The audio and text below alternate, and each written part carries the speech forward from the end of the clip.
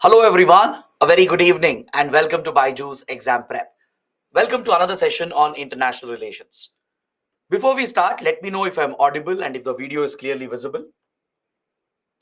Give me a thumbs up or say yes in the comments. Very good. So hello everyone, very good evening.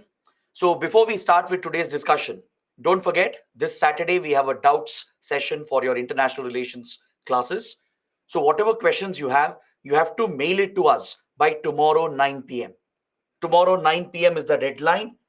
You have to send all your questions to iaslive@byju's.com. Only these questions will be picked up in the Saturday's discussion. So if you have any questions on IR, any doubts, please ensure you mail it by tomorrow 9 p.m. to this mail address and we will discuss all these questions on Saturday. And also in the mail, mention in the subject that the doubt is related to international relations. So it becomes easier to categorize the doubts. So let's begin with today's discussion. Yesterday, we were talking about the Look East Act East policy of India. We covered this topic in detail. We started with India Japan relations, and we even covered the background to India Japan relations. So today, let's continue from here. Let's talk about relations between the two countries and how they have developed post independence. As we discussed yesterday, after Second World War, Japan was a transformed country. The people of Japan, the new government was apologetic for the atrocities that the previous governments, their ancestors had committed. So Japan undertook a complete transformation of its political system, of its economy, and it had adopted a pacifist constitution, which we discussed yesterday. Japan had given up nuclear weapons. It committed that it will never pursue nuclear weapons. Later, it became one of the strongest supporters of non-proliferation treaty, and it focused on rebuilding the country because the war had destroyed the country, especially the bombing of Hiroshima and Nagasaki with nuclear bombs. It had ravaged and destroyed Japan's economy. So Japan rebuilt itself very quickly, and that was a testament to the effort of the people of Japan. Right? They put their minds together, they quickly turned the country around, and within years it became an advanced, industrialized, developed economy. So now Japan was looking to correct this image which had been created during the World War. Because that image was still left behind, that Japan had committed these atrocities across Asia. So, to correct the image and create a positive vibe about Japan, the government of Japan started an assistance program known as ODA, Overseas Development Assistance or Official Development Assistance Program. Through this initiative, Japan started providing concessional loans to several countries around the world, especially to former colonies which were just becoming independent. So many countries across Asia and Africa, which were newly born, right, they were struggling with their development, they lacked infrastructure. So in such countries, Japan started providing massive loans. This was to help the developing countries and underdeveloped countries to focus on infrastructure creation, to help them in their socio-economic development. Even today, Japan runs this program. It was largely because Japan wanted to correct the wrong image that had been created during the World War. So, since 1958, Japan has been a key provider of foreign assistance to several countries. And interestingly, India has been one of the biggest recipients of this Japanese assistance. Even today, we continue receiving these concessional loans. And in fact, this Japanese funding is critical for several crucial infrastructure projects in the country. For example, the urban metro rail projects in a number of Indian cities that have been funded with Japanese loans. The Delhi Metro, the Bengaluru Metro, part of the Bengaluru Metro. These key projects, infrastructure projects, that have been funded by Japan through Japanese loans.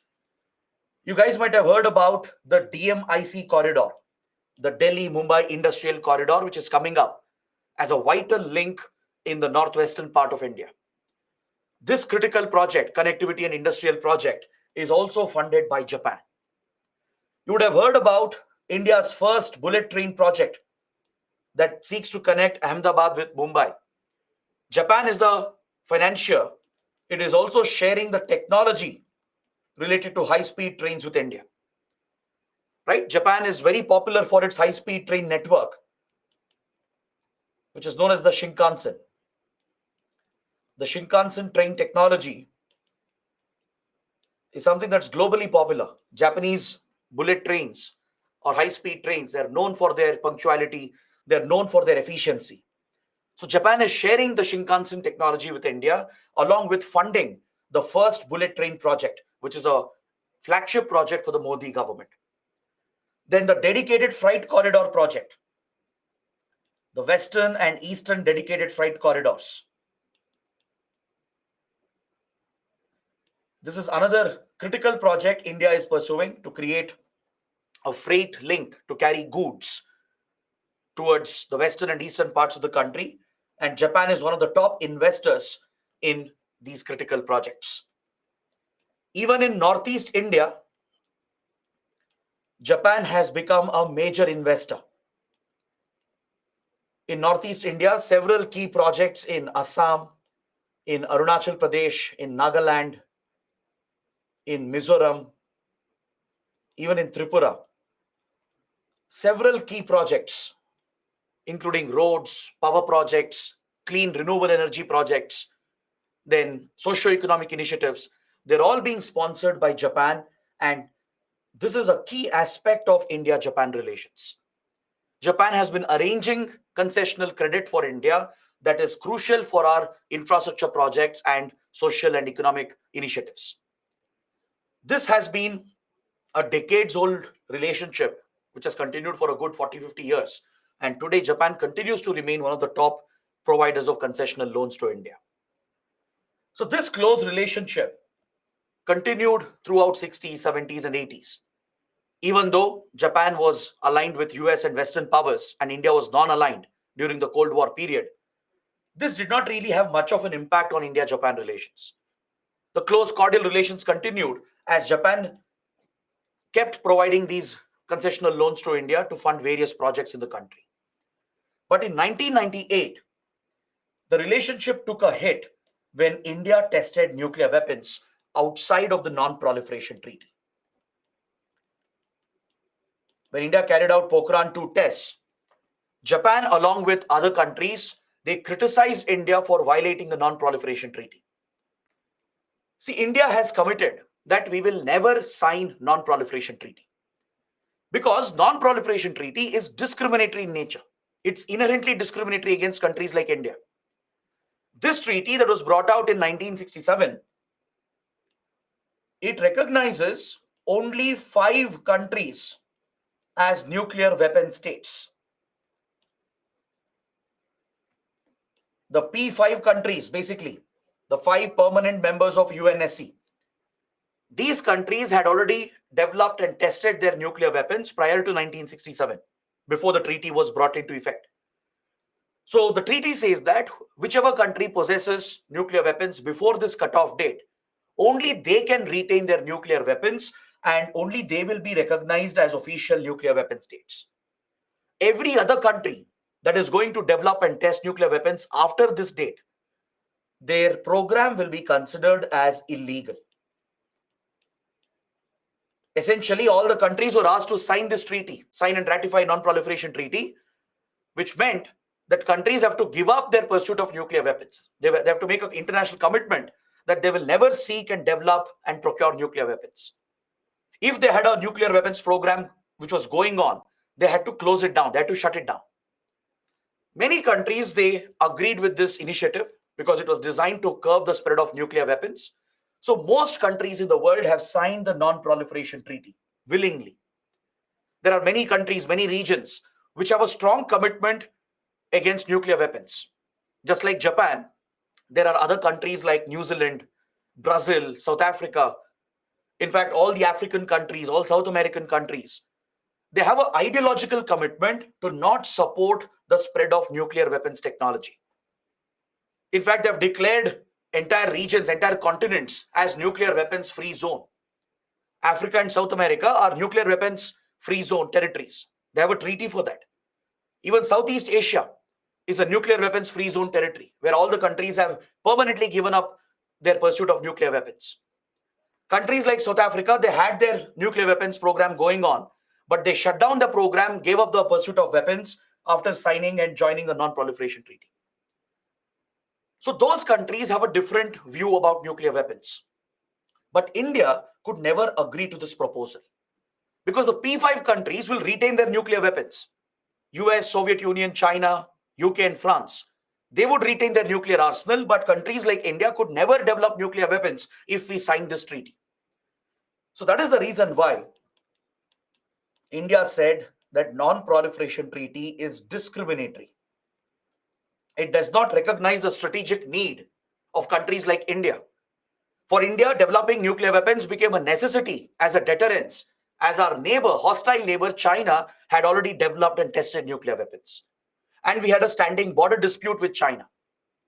So given these reasons, the then government of India, the Indira Gandhi government, put its foot down and said we will never sign non-proliferation treaty. This remains the commitment of every Indian government. There's another treaty called CTBT, the Comprehensive Test Ban Treaty. It prohibits the testing of nuclear weapons. India has said we'll never sign CTBT as well because we want to retain the option of not just developing the nuclear weapons but also testing them and deploying them if required. For India, it's a strategic requirement, a strategic necessity because of China's nuclear arsenal. So India has boycotted the NPT and CTBT. So when we went ahead and developed our weapons program and tested them again in Pokhran in 1998, this was a violation of these international treaties.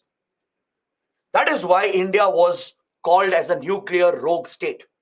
Our nuclear weapons program was targeted and sanctions were imposed on India. US, China, which was strongly opposed to our nuclear weapons program, they joined with other countries like Japan and few others to impose sanctions against India, economic and technological sanctions. Is that clear? There are very few countries which have not signed NPT in the world. India is one of them. Do you know which other countries have not signed NPT? There are very few countries in the world that haven't signed and ratified NPT. India is one of them. There are few more countries which haven't signed it. Very good. Pakistan. Pakistan took the same stand. Since India kept the option of developing nuclear weapons by boycotting NPT, Pakistan also realized that it has to develop nuclear weapons to build deterrence against India. So Pakistan also has sworn that it will never sign NPT. That is why it went ahead and developed nuclear weapons and tested them as well. But there is a fundamental difference between India's and Pakistan's nuclear program.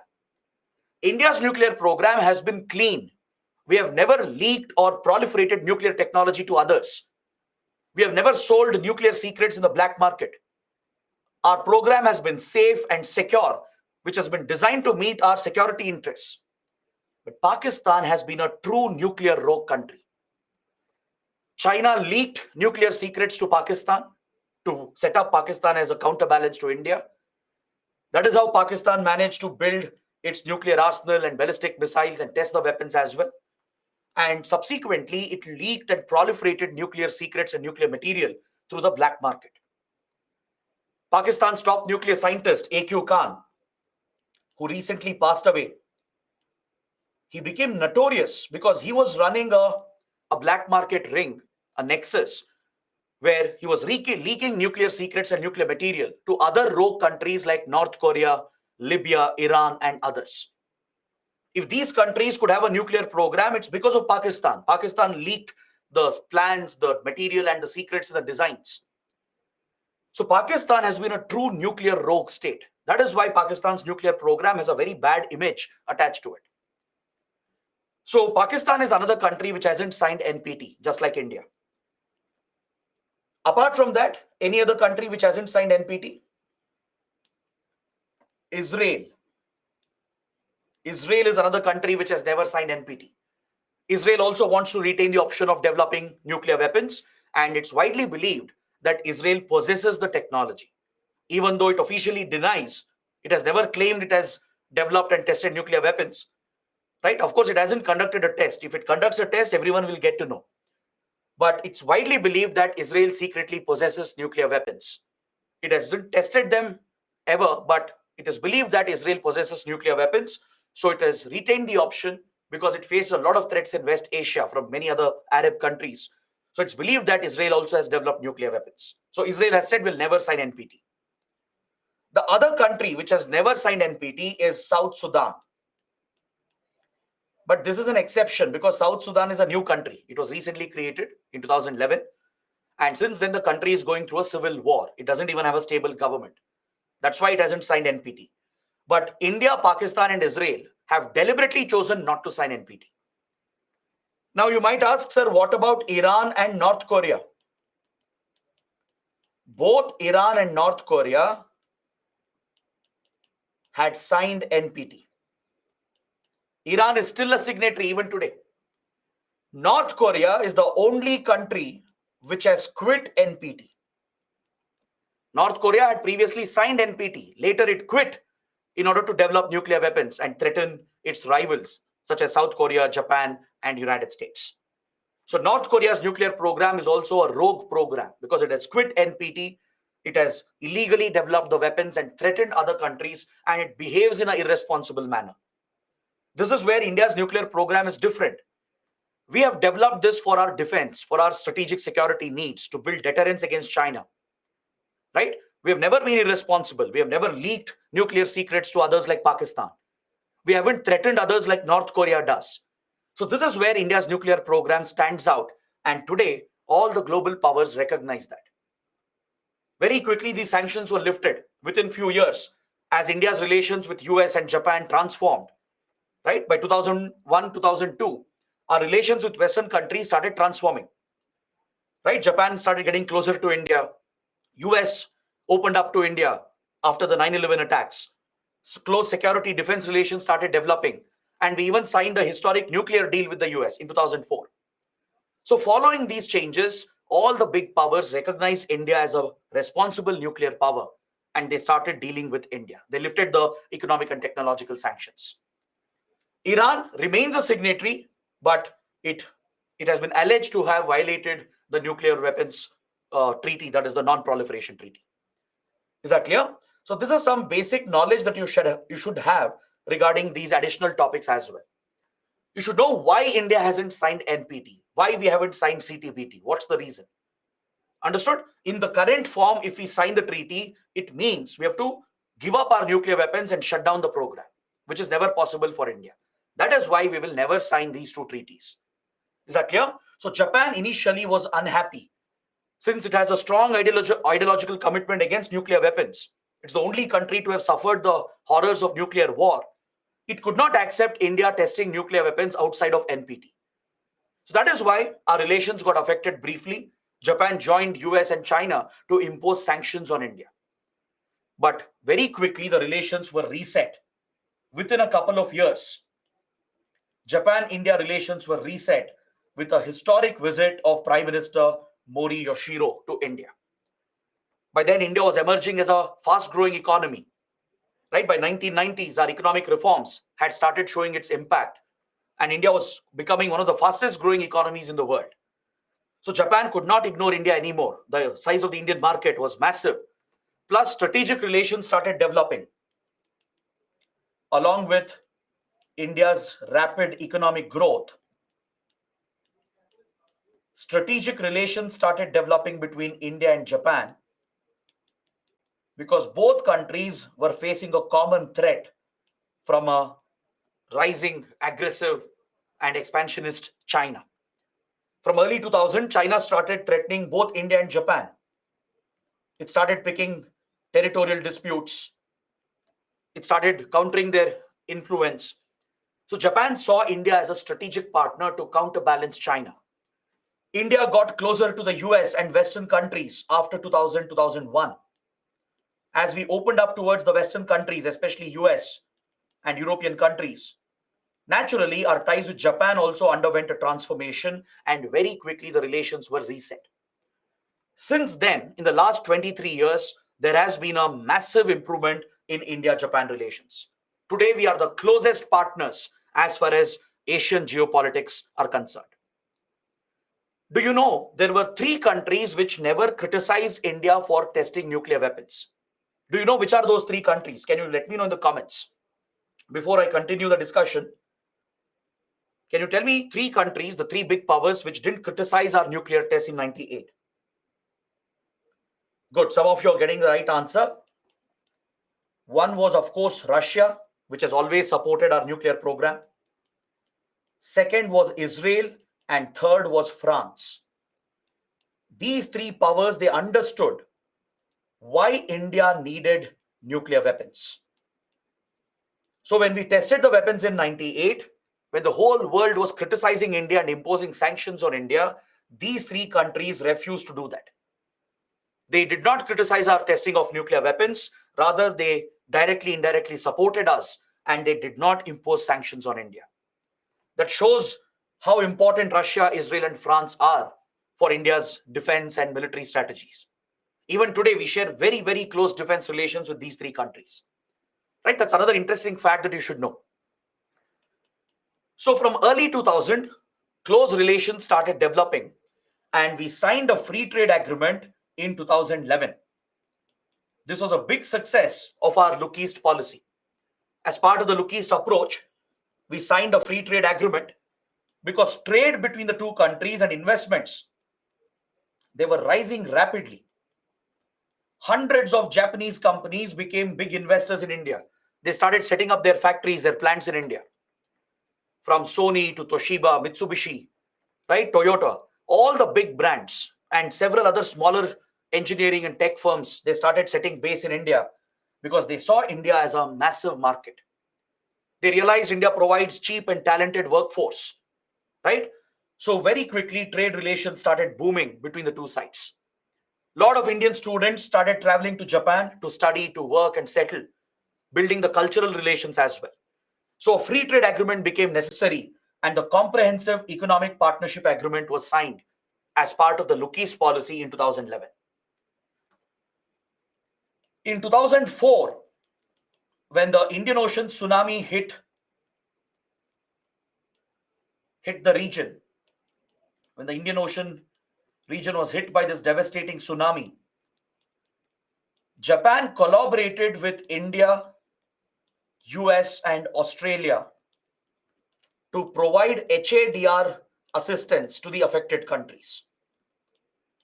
The navies of these 4 democracies, they were collaborating for the first time in the Indian Ocean because the tsunami had caused massive destruction across Thailand, Indonesia, India, Sri Lanka, Maldives, and many other countries were affected. So in providing disaster management assistance, the Indian Navy joined the Japanese Self-Defense Navy along with the American and Australian navies. And for the first time, they collaborated in disaster management and HADR operations. It brought our militaries closer. Based on this, Shinzo Abe, the then Prime Minister of Japan, he suggested the idea of an Asian security diamond. He said the 4 like-minded democracies, they have common interests, common objectives. All of them face concerns and threats from China. So he suggested that these 4 countries, which represent the 4 corners of Indo-Pacific, they should come together, bring their militaries, their governments together to stabilize the Indo-Pacific. Shinzo Abe was the one who gave a call for a free and open Indo-Pacific. That is why Shinzo Abe is so widely regarded in the Indian government even today. He has been awarded with highest honors in India. Right? Recently, he was assassinated, unfortunately. But Shinzo Abe has contributed immensely to India-Japan relations under the Manmohan Singh government and later under Modi government. Shinzo Abe has been a prime driver of this relationship. So in 2014, a strategic partnership was established between the 2 countries. They elevated the ties to special strategic global partnership to focus on strategic issues and security issues of the Indo-Pacific. Because prior to this, if you guys remember, I had told you that in 2007, India expanded the Malabar naval exercise by inviting all these countries along with Singapore. The then Manmohan Singh government took a step to counter China's rise and aggression by expanding the bilateral Malabar exercise. Until then, Malabar was just a bilateral exercise with US Navy. It was started in 1992. For the first time, we expanded the exercise and brought Japan, Australia, and Singapore together. But China retaliated against India and put pressure on India to cancel the exercise. So India went ahead, held one exercise with all these countries. But following China's pressure and to maintain good ties with China, we cancelled the multilateral Malabar exercise and returned it back to the bilateral format. But we studied under India-China that post 2010, Chinese aggression kept on increasing against India as India got closer to the United States. India-US defense relations were expanding. We were procuring critical equipment from the US, building close military relations. The US had launched its pivot to Asia policy in 2009 under President Obama. So as India-US got closer, China started getting even more aggressive against India.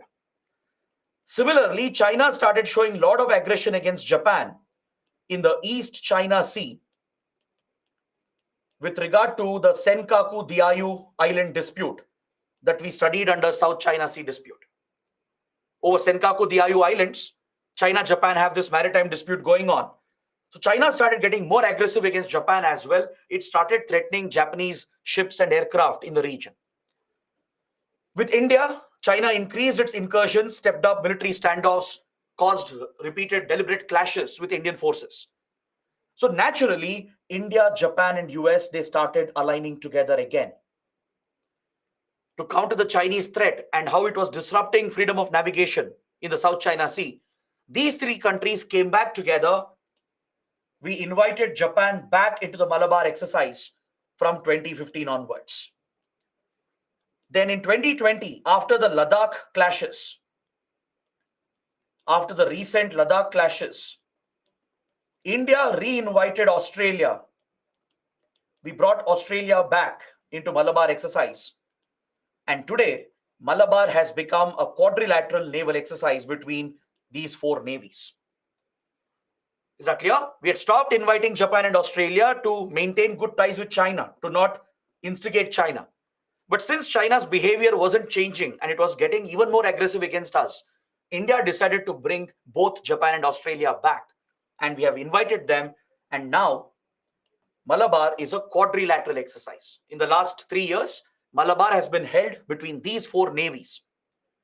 Parallelly, they have also created a diplomatic grouping, an informal diplomatic grouping also has been set up called the Quad or the Quadrilateral that was formally established in 2016. Remember, we studied this topic as well under India-China. Through the Quad grouping, these four countries are trying to enforce a rules-based order, to enforce international rules, which is being threatened by China.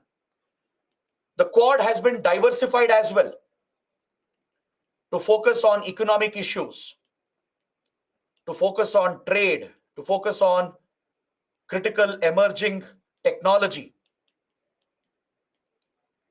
So today, Quad is a much larger grouping than it actually was. Initially, Japan, US, and Australia, they were trying to give it a military angle, trying to turn it into a military alliance. But India clearly said we never join military groupings and military alliances. Because please understand, our interests will not be served by joining such military clubs, because then we'll be bound by the policies of other countries, the interests of other countries.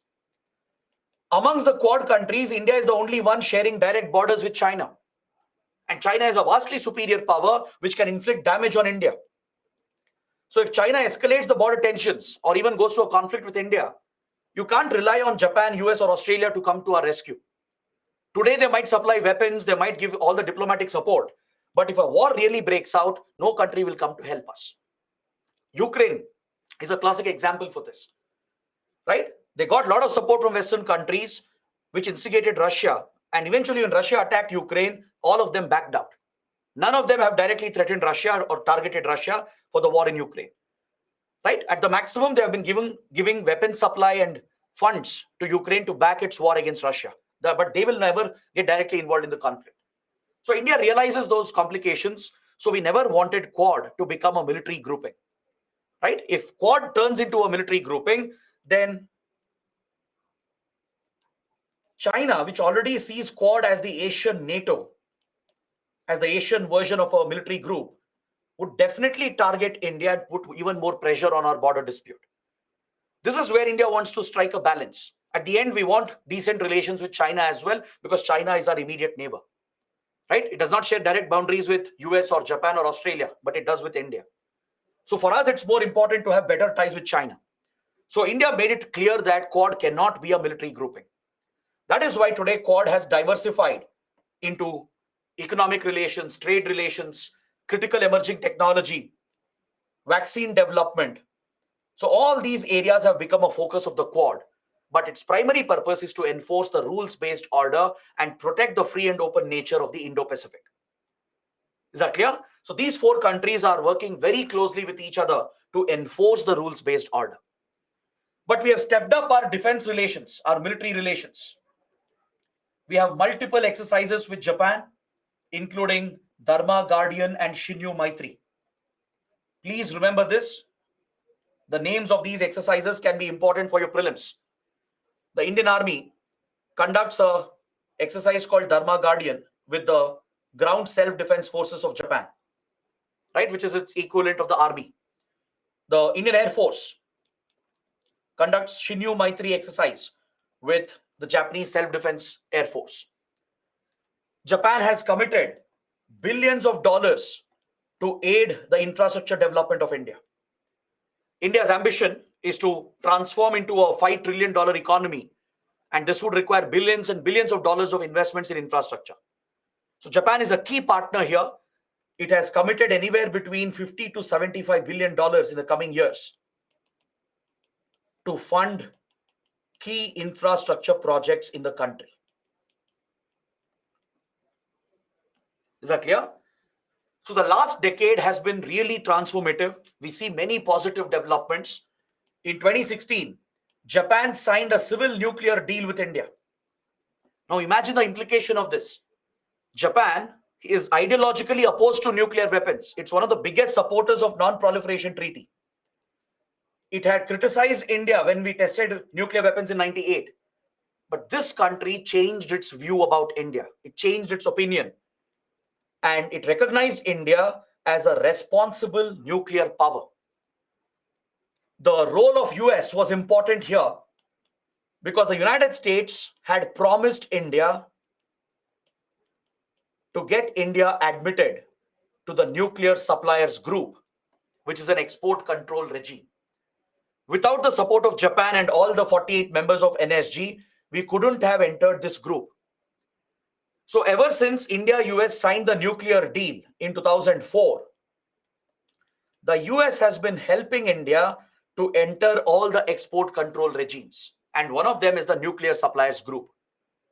Thanks to the American support and India's own diplomatic influence, we have joined 3 other export control regimes, which is MTCR, Australia Group, and the Wassenaar Arrangement. We have been admitted into these 3 export control regimes after the sanctions were lifted. The US has given a lot of support, and India has used its own diplomatic influence as well to get the help of all the members to join these export control regimes such as MTCR, Australia Group, and Wassenaar Arrangement. The last pending export control regime is NSG, Nuclear Suppliers Group. Japan was still a little on the back foot. It was still not convinced whether to support India. But the American influence and the changing India-Japan strategic ties helped Japan change its view about India, especially our nuclear program.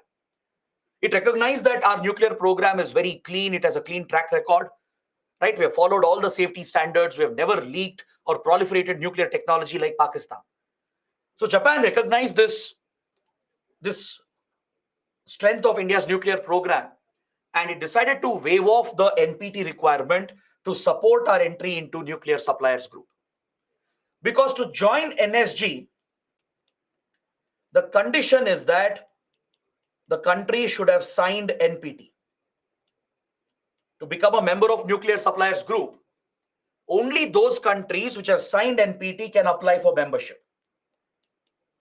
So 48 countries are members of this export control regime, including US, Japan, and others, right? So only those who have signed NPT can join this grouping. But I told you just now that India will never sign NPT. This is our condition. So this is the promise we got from US when we signed the nuclear deal in 2004. It's one of the biggest achievements of Prime Minister Manmohan Singh. Manmohan Singh convinced the US that in return for the nuclear deal and in return for allowing American companies to set up nuclear reactors in India, the US should help us get an NSG exemption. That India should be exempted from NPT requirement to join NSG. This was India's condition. So US did not do this out of goodwill. It was doing it for its own self-interest. It wanted to get closer to India, plus it wanted to export nuclear reactors to India. Even we wanted nuclear technology, nuclear material, because we have big plans for nuclear electricity, which is a clean and it's a very clean, climate-friendly form of energy that will help us bring down emissions as well, right? Even now, majority of our electricity comes from thermal power, which contributes to emissions. So we have assigned a large share for nuclear energy in India in the coming decades. So US wants to play a bigger role in our nuclear market. So American companies are very eager to sell their reactors to India. So in return for signing this agreement and allowing US companies to invest in India, the condition placed by Manmohan Singh government was we should get an NSG exemption, that we should be allowed to join NSG without signing NPT. So US agreed to give this NSG exemption to India, and all the NSG members also have granted this exemption to India, except for China. Today, China is the only one blocking our entry into NSG. It is deliberately blocking India's entry because it does not want the world to recognize our nuclear program. If you become a member of NSG, you can engage in nuclear trade, in nuclear commerce. You can sell nuclear reactors. You can sell and buy nuclear material. Please understand, we have a shortage of uranium. We don't have enough uranium reserves, right? So we need to procure uranium from the outside to further power our three-stage nuclear program. So engaging in nuclear commerce is critical for India. For that, we have to become a member of NSG, right? So since US gave us this exemption, since the nuclear deal, we started signing civil nuclear agreements with many countries, with major nuclear countries, uranium producers. With all of them, we have signed multiple nuclear deals. We have a nuclear deal with Australia, with Canada, with Kazakhstan, Namibia, right? UK. With all these countries, we have signed civil nuclear deals because we want to procure nuclear material and nuclear technology to power our nuclear program. But China is the roadblock. It's blocking our entry for many years. 47 members are supporting us out of 48. But China is the only one blocking our entry. It wants Pakistan to be treated on par with India, which will never happen. No country will agree to admit Pakistan into NSG, given the violations Pakistan has committed. Right? I told you, Pakistan has been a nuclear rogue state. It has leaked nuclear material, sold nuclear technology on the black market. No country will allow Pakistan to enter NSG. So China is deliberately using this as an excuse because China knows no one will allow Pakistan to join NSG. So until then, it can keep blocking India's entry by citing this example. Right? It says why Pakistan should be discriminated if India is being allowed. If India is being allowed without signing NPT, why shouldn't Pakistan be allowed? That is China's argument.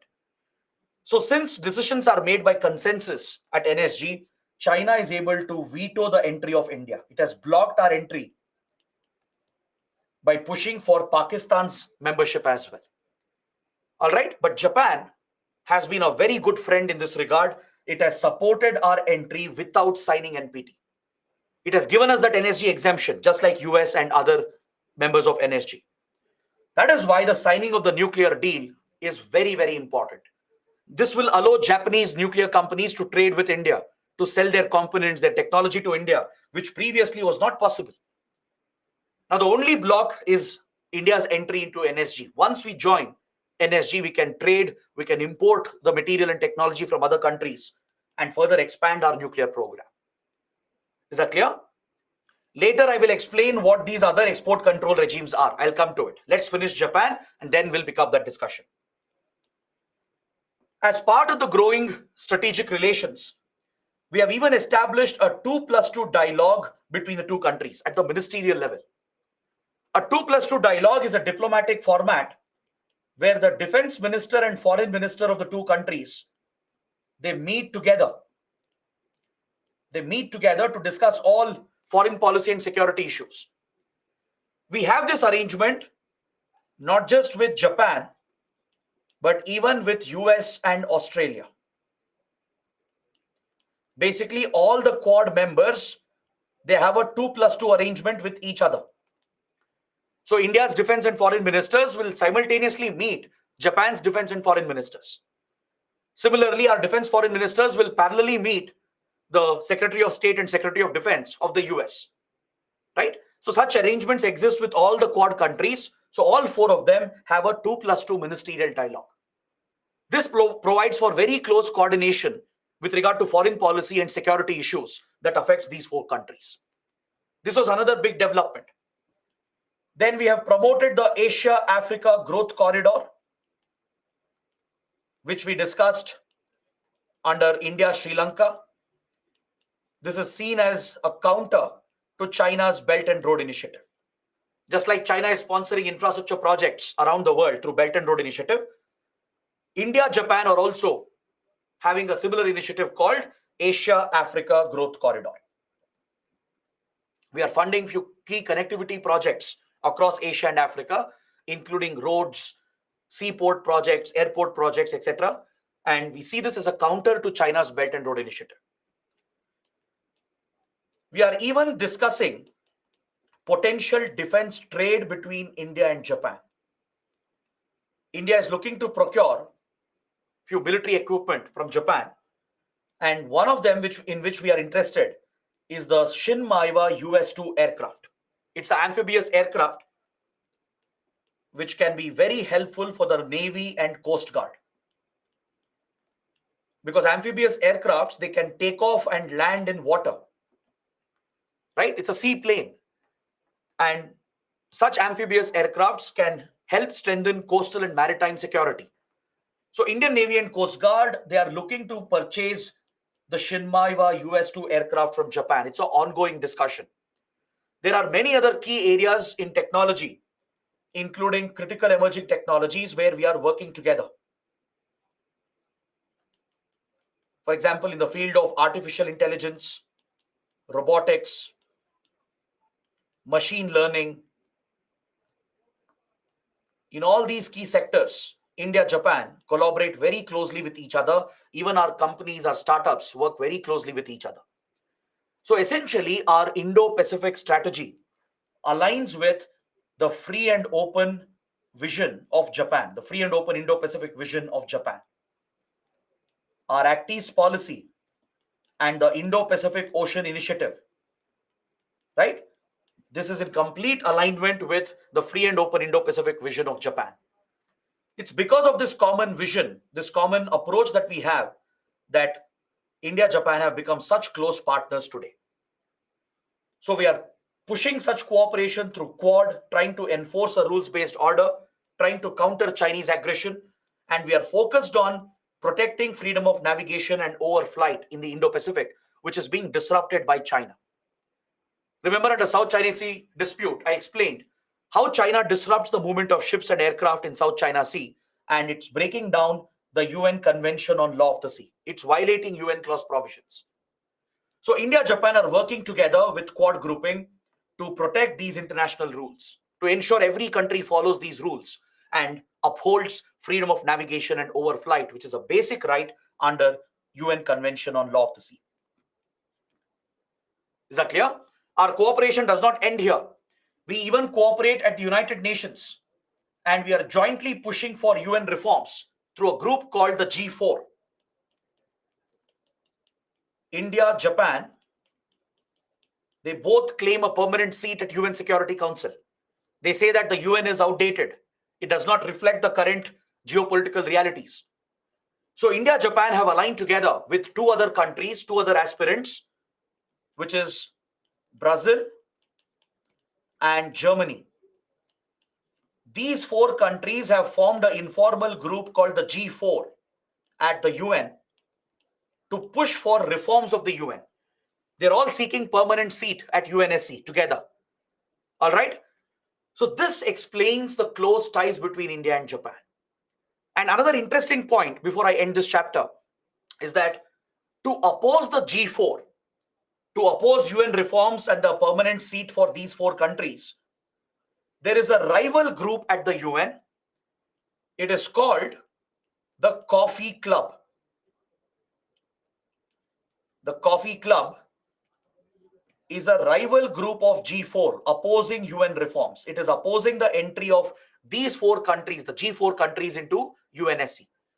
The Coffee Club is formed by the regional rivals of G4. Because at UN, representation is based on regional quota, geographical quota. For every region, few seats are allocated at the UN. So India, Japan, Brazil, Germany, they are claiming seats, permanent seats, depending on their geographical representation. So their regional rivals are worried that if these G4 countries become permanent members, it will undermine their influence. Like Pakistan, for example. Pakistan is our regional rival, right? So Pakistan is a member of Coffee Club, opposing India's entry into UNSC. For Japan, South Korea is a regional rival. Even though they are close partners, with regard to UN reforms, Japan, South Korea have a different view. South Korea's worry is that if Japan becomes a permanent member, it will undermine South Korea's influence. So South Korea has joined Coffee Club. Similarly, Germany faces opposition from Italy. Italy, Germany, both are allies. They're part of G7, they're part of NATO. But still, Italy doesn't want Germany to become a permanent member because that will undermine Italy's influence. Then Brazil also faces opposition in South America, especially from Argentina. Argentina and few others, right? They feel Brazil will dominate over them if it becomes a permanent member. So they are also opposing it by joining the Coffee Club. So just like G4 countries are pushing for a permanent seat at the UN, they are being opposed by their regional rivals through another group, a counter group called the Coffee Club. Is that clear? So this completes my discussion on India-Japan relations. I've covered all the essential points that are needed, especially from a mains and prelims point of view. The latest developments of the last 15-20 years, they become more important. Understood? So please revise this topic. It's very, very important. You can always expect a question on India-Japan. Now, before I start with Vietnam, I would like to explain what are export control regimes. A short and quick discussion. This is a prelims topic for you. You should know what are export control regimes. As the name itself indicates, it's a membership-based group which controls and restricts the export of sensitive technologies. There are certain technologies which are classified as sensitive. There are certain technologies which are used not just in the civilian domain, but they will also have a military application. And the fear is that these technologies, which are deemed as sensitive, they might be used to produce WMDs or weapons of mass destruction, like nuclear bombs, chemical weapons, biological weapons, right? Such destructive weapons can be produced through certain sensitive technologies. So to regulate the trade, to regulate the commerce of such sensitive technologies, there are four important export control regimes. The first one is NSG, Nuclear Suppliers Group, which we just studied. There are 48 members in NSG. The condition to join NSG is that the country should have signed NPT. It's a mandatory condition. The current members, they've all signed NPT. All right. And if all the members support, consensus is needed amongst the members. All of them should support the entry of a new member. Only then a new member can be added. So right now, India is seeking entry. We have been given the NSG exemption by all the members. 47 countries have given us NSG exemption. They have said they're ready to support India's entry, even if India does not sign NPT. They've recognized our program as a clean and safe program. They have accepted that India will not sign NPT. And despite that, they are supporting our entry into this club. The only one blocking our path is dear friend China. All right, so this is one export control regime. So what does it regulate? It regulates the trade of nuclear tech and nuclear materials. Any trade of nuclear technology and materials is restricted through NSG restrictions. Next, the second export control regime, MTCR, Missile Technology Control Regime. I'll repeat, MTCR stands for Missile Technology Control Regime. It basically regulates the export of missile and aircraft related technology. If the technology can be used to build a missile or a drone or an unmanned aerial vehicle that can travel more than 300 kilometers, and if it can carry a payload of more than 500 kilograms, such technologies are restricted. Any technology, any military technology through which you can build a missile or a drone or an aircraft which can travel more than 300 kilometers, which has a range of more than 300 kilometers, and if it can carry a payload of more than 500 kilograms, such technologies fall under MTCR restriction. Is that clear? India was not a member. We were kept out of this club. We weren't able to access readily available technologies like cryogenic engine. Cryogenic engine, I hope you know, is critical for our space program, right? Since it has a dual application in the military domain to build ballistic missiles as well, India was kept out of MTCR. Since we were under sanctions after the nuclear tests, we couldn't access readily available cryogenic engine technology. We couldn't increase the range of BrahMos. Have you ever wondered why the range of BrahMos was 290 kilometers only? Right? BrahMos is a joint project between India and Russia. It's considered as one of the world's fastest cruise missiles and most accurate.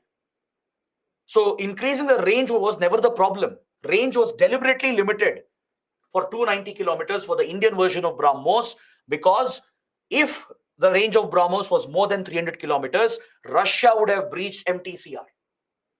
Russia couldn't have sold the technology to India, right? Because we weren't a member. Got it?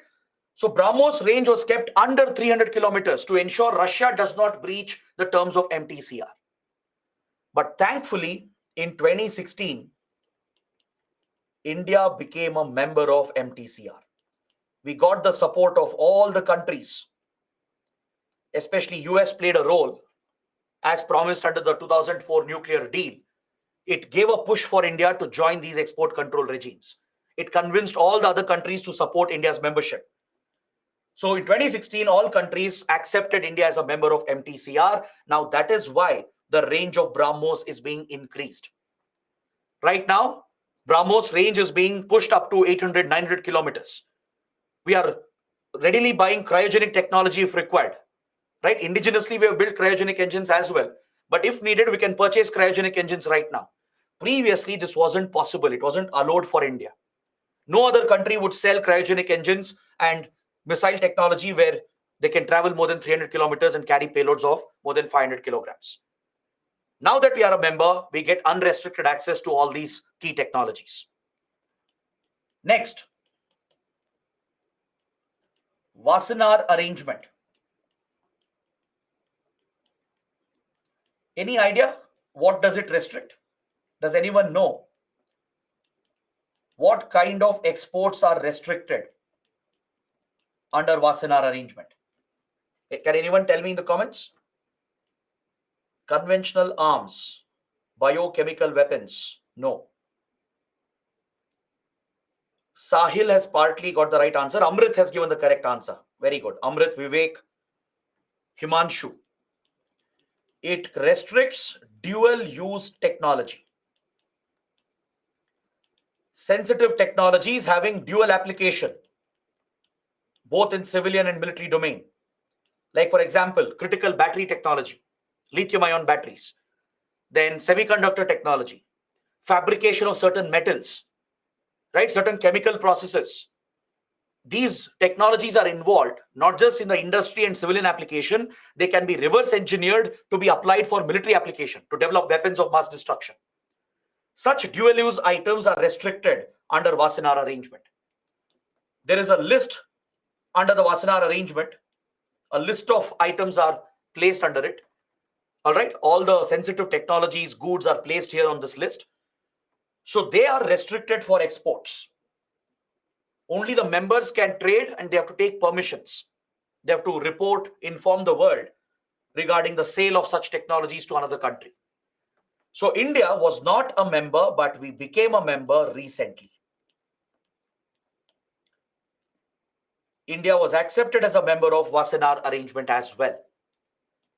Then the last one, Australia Group. The final export control regime, Australia Group. Any idea what does it restrict? What technology is restricted?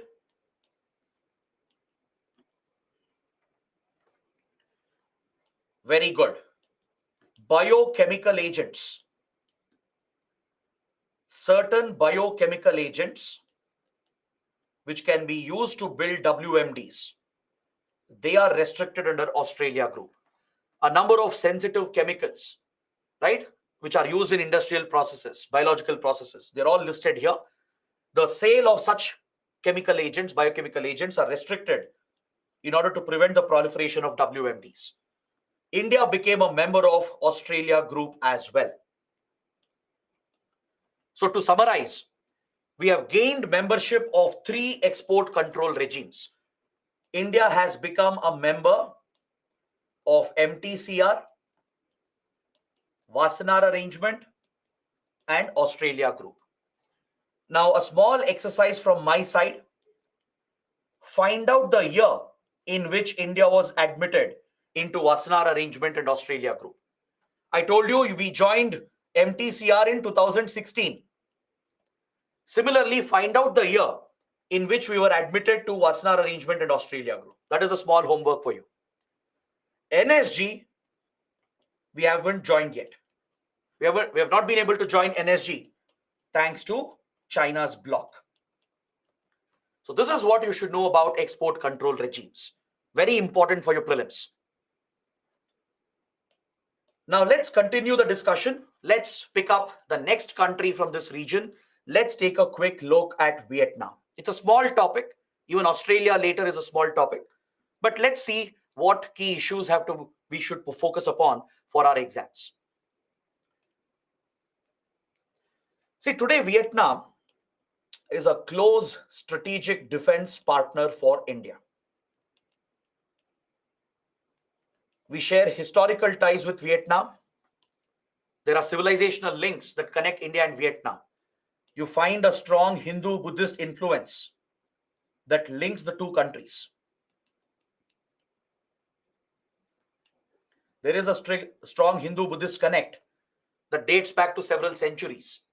All right, even during our freedom struggle, there has been inspiration from both the sides. For example, Mahatma Gandhi and Ho Chi Minh, they are regarded as father of the respective nations. In many ways, their fight against colonialism has been similar. There are shared values in our freedom struggle as well. This region was colonized by the French, at one point by the British as well, by the Dutch. So this region, Vietnam, even Cambodia, Laos, even they have suffered the impact of colonization. So that is something we share, the colonial history, the colonial exploitation, is something that binds us, and the way we fought for freedom is something that brings us closer. But after independence, India could not get closer to Vietnam until 1970s. Despite the historical links, despite the cultural civilizational connect that was there, we could not build close ties with Vietnam during the Cold War period. Until 1970s, we weren't very close to Vietnam because India, as you know, was non-aligned. We were championing the non-aligned movement. Whereas on the other hand, Vietnam had been divided because of the Cold War. The Cold War rivalry had divided the country, where North Vietnam was being backed by Soviet Union and China. North Vietnam was under communist influence. So the communist powers, Soviet Union and China, they were backing North Vietnam, whereas South Vietnam was under democratic influence. It was being backed by the West, especially the United States. So these global powers were waging a covert war, a secret war in Vietnam, backing the different factions in North and South Vietnam. This had divided the country, broken the country into two parts, and eventually the US invaded the country to protect its geopolitical interests and to weaken Soviet and Chinese influence, to defeat communism. The US invaded the country and fought a disastrous war, the Vietnamese War, lasting from 1960s to 1970s. It was an absolute disaster. In fact, most of America's military interventions have been a disaster, just like Afghanistan. The US eventually was forced to retreat after a decade of war. A lot of atrocities had been committed, and US had even used chemical weapons such as Agent Orange. Agent Orange is a deadly chemical agent, also known as nerve gas, sarin gas. Such deadly chemical agents were used by US to bomb the communist territory, just to secure a victory during the Cold War period, just to defeat communism. Right? Lakhs of people were killed, large scale atrocities happened. It was a brutal phase in Vietnam's history. But eventually, the communist forces won the war. The communist forces, with the backing of Soviet Union and China, they won the war and defeated South Vietnam, and more importantly, they pushed US out. The US couldn't sustain this conflict after a decade of fighting. It couldn't sustain the war. The war became very unpopular as well, as thousands of American soldiers were killed. And finally, the US retreated from Vietnam. It pulled out, just like it pulled out from Afghanistan. So as US retreated, the democratic forces fell, and North and South Vietnam united to become a communist country. It became a communist state. Even today, Vietnam is a communist state, ruled by a single party, the Communist Party. Unlike India, Vietnam is not a democracy. Many people have a wrong assumption. Many of them are shocked and surprised when I tell them that Vietnam is still a communist country.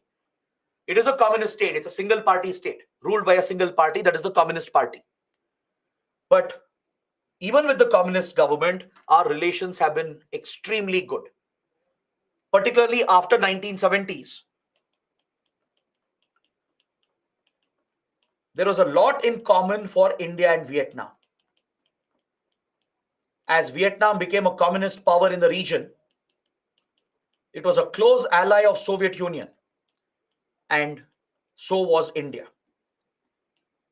After the 1971 war, we had abandoned non-alignment because of US threat and US hostility. So we had embraced the Soviet Union, and India Soviet Union were building very close military defense relations. We were procuring critical defense equipment from Soviet Union.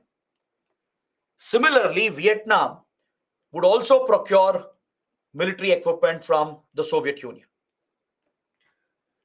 So even today, both India, Vietnam, they operate Soviet and Russian military equipment. This is something that binds us together. Even today, India, Vietnam, both the armed forces of both the sides, we still have plenty of Soviet and Russian equipment, including fighter jets, submarines, naval ships, etc. For example, the Sukhoi 30 fighter jet, the Kilo class submarines, the Kilo class diesel electric submarines that we have procured from Soviet Union, few naval ships as well of Soviet Russian origin. These are some of the common military equipment that we have, which we have got from Russia. So this is one reason why India, Vietnam are very, very close to each other, because India can help Vietnam in training their defense forces, in operating these equipment, because we have a lot of expertise in operating Soviet and Russian equipment. So Vietnam depends on India for training their forces in operating the Soviet Russian origin equipment. Then we can also help them by providing spare parts and by servicing their equipment for maintenance. Since India has a large defense industry, we are producing some of our own spare parts and components, conducting our own servicing and maintenance of Russian equipment and Soviet equipment. So this is another assistance India can give. That's what Vietnam wants. To maintain the Soviet Russian equipment, it wants servicing, it wants spare parts, and India has been a ready supplier. So this is one reason why India, Vietnam are very close to each other. We operate the same Soviet and Russian equipment, we help in training, we provide servicing, and we help them in supplying spare parts and components. So post 1970s, ideologically, we got closer to each other. Ideological closeness developed because India had given up non-alignment. Close military relations were developing with communist Soviet Union. So we had no issues in dealing with communist Vietnam. And as a result, very close ties developed between the two sides. But the other big reason which brought India, Vietnam together is the Chinese aggression. Even though both China, Vietnam are communist countries, China has created multiple problems for Vietnam by creating territorial and maritime disputes. They have territorial and maritime disputes.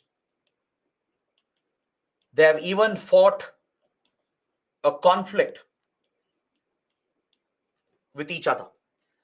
Just like China has disputed our borders, threatened our borders, carried out incursions, and fought a war with India, similarly, China has picked disputes with Vietnam. We studied the maritime dispute under South China Sea dispute, right? With regard to the Paracel and Spratly Islands. With regard to Paracel group of islands and Spratly Islands, China has dismissed the claims of Vietnam. It's broken the provisions of UN clause and it has threatened to take over these islands. On the land boundary as well, China, Vietnam have a standing dispute, and the two countries have even fought wars and limited conflicts over this territorial dispute. So as a result, Vietnam is threatened by China. China has always been very aggressive against this small country. So this is one more reason that brings India, Vietnam closer. Understood? So in 2007, we elevated the relationship to the strategic partnership level, and we have built a very close defense and economic and cultural relationship. This is in line with the vision of our Look East, Act East policy. Just like China backs Pakistan against India, just like China supplies weapons, provides intelligence to Pakistan to set up Pakistan against India, similarly, India has often worked with Vietnam in the defense domain. And we see Vietnam as a counterbalance to China in the South China Sea.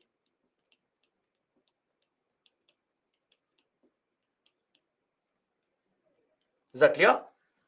Our economic relations are also very, very strong because today, Vietnam is one of the fastest growing economies in the world. Vietnam is a fast growing economy. And just like India, It has become a IT hub. It has become a startup hub, and it is focused on research and innovation. There are several startups based out of Vietnam because of the cheap labor and cheap resources that are available. It's one of the fastest growing markets and economies in the world today. So this is something that brings us closer. We have a healthy trading relationship. A lot of Indian companies have invested in Vietnam. Many of our startups work together, right? There's a close economic relationship, and we have a very close cultural connect as well. Vietnam is a very popular tourist destination for Indians. A lot of Indians visit the country every single year. Vietnam is also a focus country under our Buddhist Circuit initiative. We attract Vietnam's Buddhist pilgrims to India. So there is a healthy economic and cultural relationship that adds value to this relationship. This relationship is not just about military relations, defense ties, and strategic ties. It's much more than that. There is a strong economic partnership and a cultural relationship as well. So we are giving assistance to Vietnam as part of our Look East, Act East policy. We work with Vietnam under regional groupings such as ASEAN. Vietnam is a key member of ASEAN, and even through Mekong Ganga Cooperation Framework, MGC. It's another important regional organization. We'll study that later. So through ASEAN and MGC, we have channeled assistance to Vietnam, and we have even given line of credit or concessional loans to the country to help Vietnam purchase defense equipment from India. And to help Vietnam in few key projects, we have provided funding as well. We have provided concessional loans. Vietnam has shown interest to procure the BrahMos missile and even large naval vessels. But India has held back this supply. We haven't approved this, we haven't agreed to this because we don't want to instigate China. We are concerned about Chinese aggression as well, given China's superior military status, where it can inflict damage to India. Right? India has held back on this proposal. We haven't sold BrahMos to Vietnam. For many years, Vietnam has shown interest. It has shown interest in few large vessels and other aircrafts as well, which are with India. It has shown interest in Tejas, the Dhruv helicopters. It has shown interest in few missiles of India as well. But India has not gone ahead because we don't want to unnecessarily antagonize China. But however, we do train their armed forces, especially in operating the Sukhoi fighter jets and the Russian diesel submarines. We have given a special line of credit of 500 million through which Vietnam can procure defense equipment, especially spare parts for Russian weapon systems. Is that clear? We even participate in a multilateral naval exercise called Milan. Milan is a multinational naval exercise organized by the Indian Navy. It is held once in 2 years. Usually, we hold this exercise once in 2 years, and we invite multiple countries from the region. We invite Thailand, Singapore, Sri Lanka, Bangladesh, Myanmar. All these countries are invited to the Milan naval exercise. Sri Lanka, Thailand, Bangladesh, Myanmar, Singapore, Indonesia. So all these countries from South Asia and Southeast Asia are invited, along with Vietnam. Sometimes we bring few other countries as well, right? So this is India's leadership in maritime security in the region. So we work with Vietnam closely under this military exercise, this naval exercise called Milan. Got it? Now, there's one very interesting incident which we covered actually under South China Sea dispute. A few years ago, in 2012, India's ONGC Videsh Limited, or OVL, had been invited by Vietnam to explore hydrocarbon potential, to carry out oil exploration at the disputed Spratly Islands. So since India-Vietnam have very close relations, OVL had sent its oil exploration ships, which were escorted by the Indian Navy. So a couple of Indian naval ships were deployed along with OVL vessels to jointly explore oil with Vietnam's companies. And we were conducting these exploration exercises near Spratly Islands. As we have studied under South China Sea dispute, this is part of Vietnam's exclusive economic zone. It firmly belongs to Vietnam. All the resources present here, including hydrocarbons, they belong to Vietnam according to UN Convention on Law of the Sea.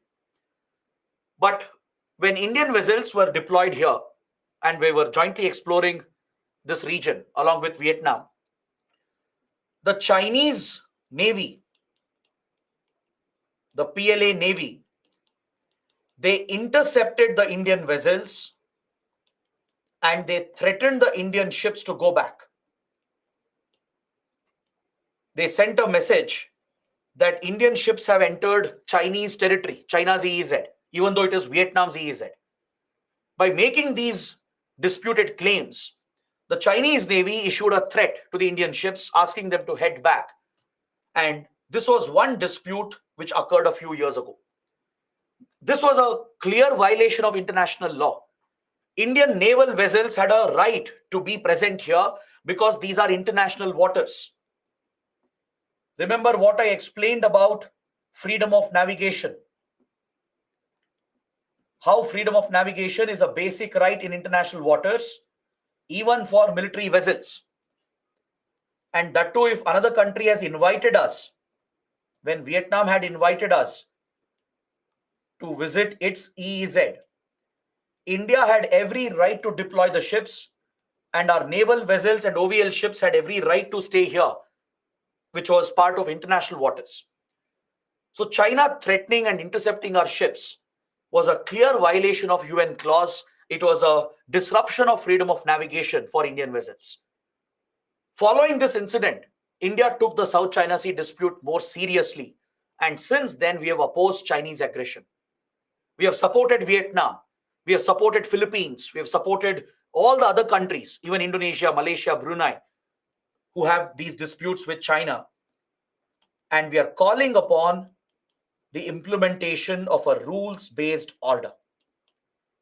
We want international rules to be respected and followed by everyone.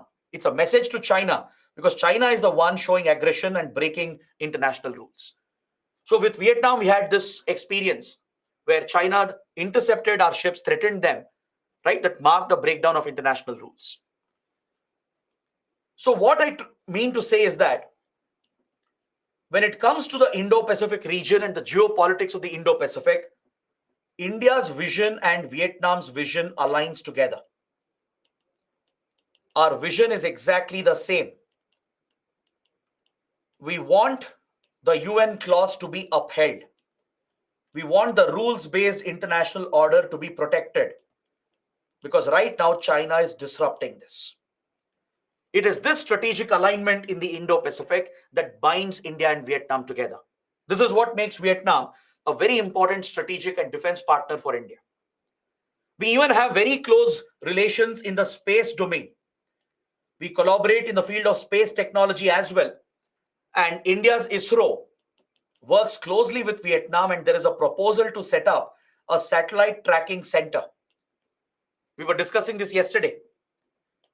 Vietnam has given the initial permissions, and ISRO is looking to set up a satellite tracking center to monitor the rocket launches from Sriharikota and also to control the spacecraft once they are deployed in orbit. In fact, ISRO is setting up a series of such tracking stations. We already have such tracking stations that operate from Andaman Nicobar. There is a deep space network on the outskirts of Bengaluru, because Bengaluru is where the Master Command Center, ICETRAC, is located, from where all the Indian spacecrafts are controlled and monitored, right? To track missions like Chandrayaan, Mangalyaan, Aditya L1 and others. The deep space network in Bengaluru is critical. There are many such tracking stations around the country, even at Andaman Nicobar Islands and few other places. We have few stations in foreign countries as well, like Brunei and Indonesia. There are 2 stations already in Southeast Asia, right? These stations are critical because they are in the path of Sriharikota, right? Especially to track the launches. These stations in Brunei and Indonesia are crucial. We have set up another station in Mauritius. Now we are working on a similar arrangement with Vietnam, Bhutan, and few other countries as well. There is close space cooperation here. So Vietnam will allow this facility to be set up, and in return, we can provide satellite images to Vietnam. This helps in military surveillance. Essentially, we can share intelligence with Vietnam regarding Chinese military deployments in the South China Sea. Vietnam would be very interested to monitor the deployment of the Chinese Navy across South China Sea, and also the deployment of the Chinese Army along its land border. So Indian Earth observation satellites, right? We have several spy military satellites in orbit that can provide high resolution pictures. We can share these images in return, which helps Vietnam monitor Chinese troop deployment. That is a close working relationship we have created in the space domain, which has military strategic implications as well. So this basically explains India's close ties with Vietnam. We do share close economic, cultural, strategic, and defense relations. And this is completely in line with our Look East, Act East policy. It is in line with our Indo-Pacific vision as well. All right. So that is why India-Vietnam relations are equally important. Now, coming to the last country here, India-Australia. Let's take a look at this topic. And after this, we have few regional groupings that are left. We'll go through these important groupings, and that will be the end of this chapter. So let's wrap up this chapter. Let's look at India-Australia relations. Today, India-Australia are like-minded democracies. Our societies, our economies have come very, very close in the last few decades. And today, Australia has become one of the most important strategic partners for India in the Indo-Pacific. We have extremely close political relations, very close economic ties. We have even signed a trade agreement, which I'm going to discuss. A lot of Indian companies operate in Australia. We have a lot of investments in Australia. There are several Australian companies having investments in India. As you know, there is a strong Indian diaspora that forms a close cultural connect. The two countries have been bound not just by their colonial history and not just by cricket. Both countries have great love for cricket, right? This is not the only thing that binds us, but there is a strong Indian community present here. Every year, thousands of Indian students travel to Australia from Punjab, from southern India, and from across the country as well. Thousands of students prefer to study in Australian universities. There are plenty of work opportunities for Indians, for skilled Indian labor. There is a big market in Australia, and it's quite easy to get an Australian PR. You can easily become a permanent resident and contribute to the economy of Australia, and you can improve your own standard of living, your career opportunities as well. So we have very relaxed visa immigration norms. The visa policy favors high-skilled labor from India. Those who have the right qualification and the right skills and work experience, they can easily settle down in Australia, work for Australian companies, contribute to their economy, and contribute to our bilateral relations as well. Right? It's very easy for Indian students to stay back in Australia. Recently, the visa norms have been relaxed. So Indian students can stay back for almost 8 years if needed to continue working in Australia, even without getting a PR.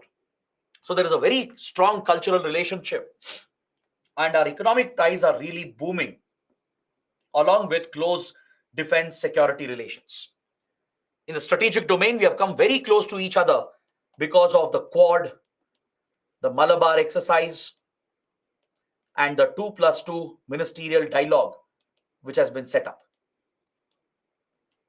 So let's examine this relationship in slight detail. There are some key areas that we need to talk about because I do expect a mains question from here. It's possible for UPSC to ask a question on India and Australia because recently there have been some big developments. All right. We have signed a civil nuclear deal with Australia. Even Australia supports India's NSG entry. It has given NSG exemption. It has recognized our nuclear program, even though we haven't signed non-proliferation treaty, and it is giving complete support for India to join the NSG. So this civil nuclear deal with Australia is extremely important. It's one of the most important nuclear deals that India has signed. Can someone tell me why? What could be the reason? This particular deal that we have signed with Australia is one of the most important civil nuclear agreements. There should be a reason for that. Can someone tell me what could be the reason? Pratyaksh has given the right answer. Very good. Australia has the world's largest uranium reserves. In terms of reserves, Australia is at the number 1 position. It has the world's largest uranium reserves, and India wants uranium to power the civilian nuclear program. Because we have a deficit. We don't have enough uranium reserves. We have very, very limited uranium reserves in the country. That is why this agreement is critical. All right. Do you know which country has the second largest reserves in the world? The second largest reserves of uranium? After Australia, which country has the second largest reserves? China, Argentina, Congo, US, all are incorrect. Akanksha is the only student who has got it right. Very good, Akanksha. Even Pratyaksh has got it right. The second largest reserves of uranium is found in a Central Asian country called Kazakhstan.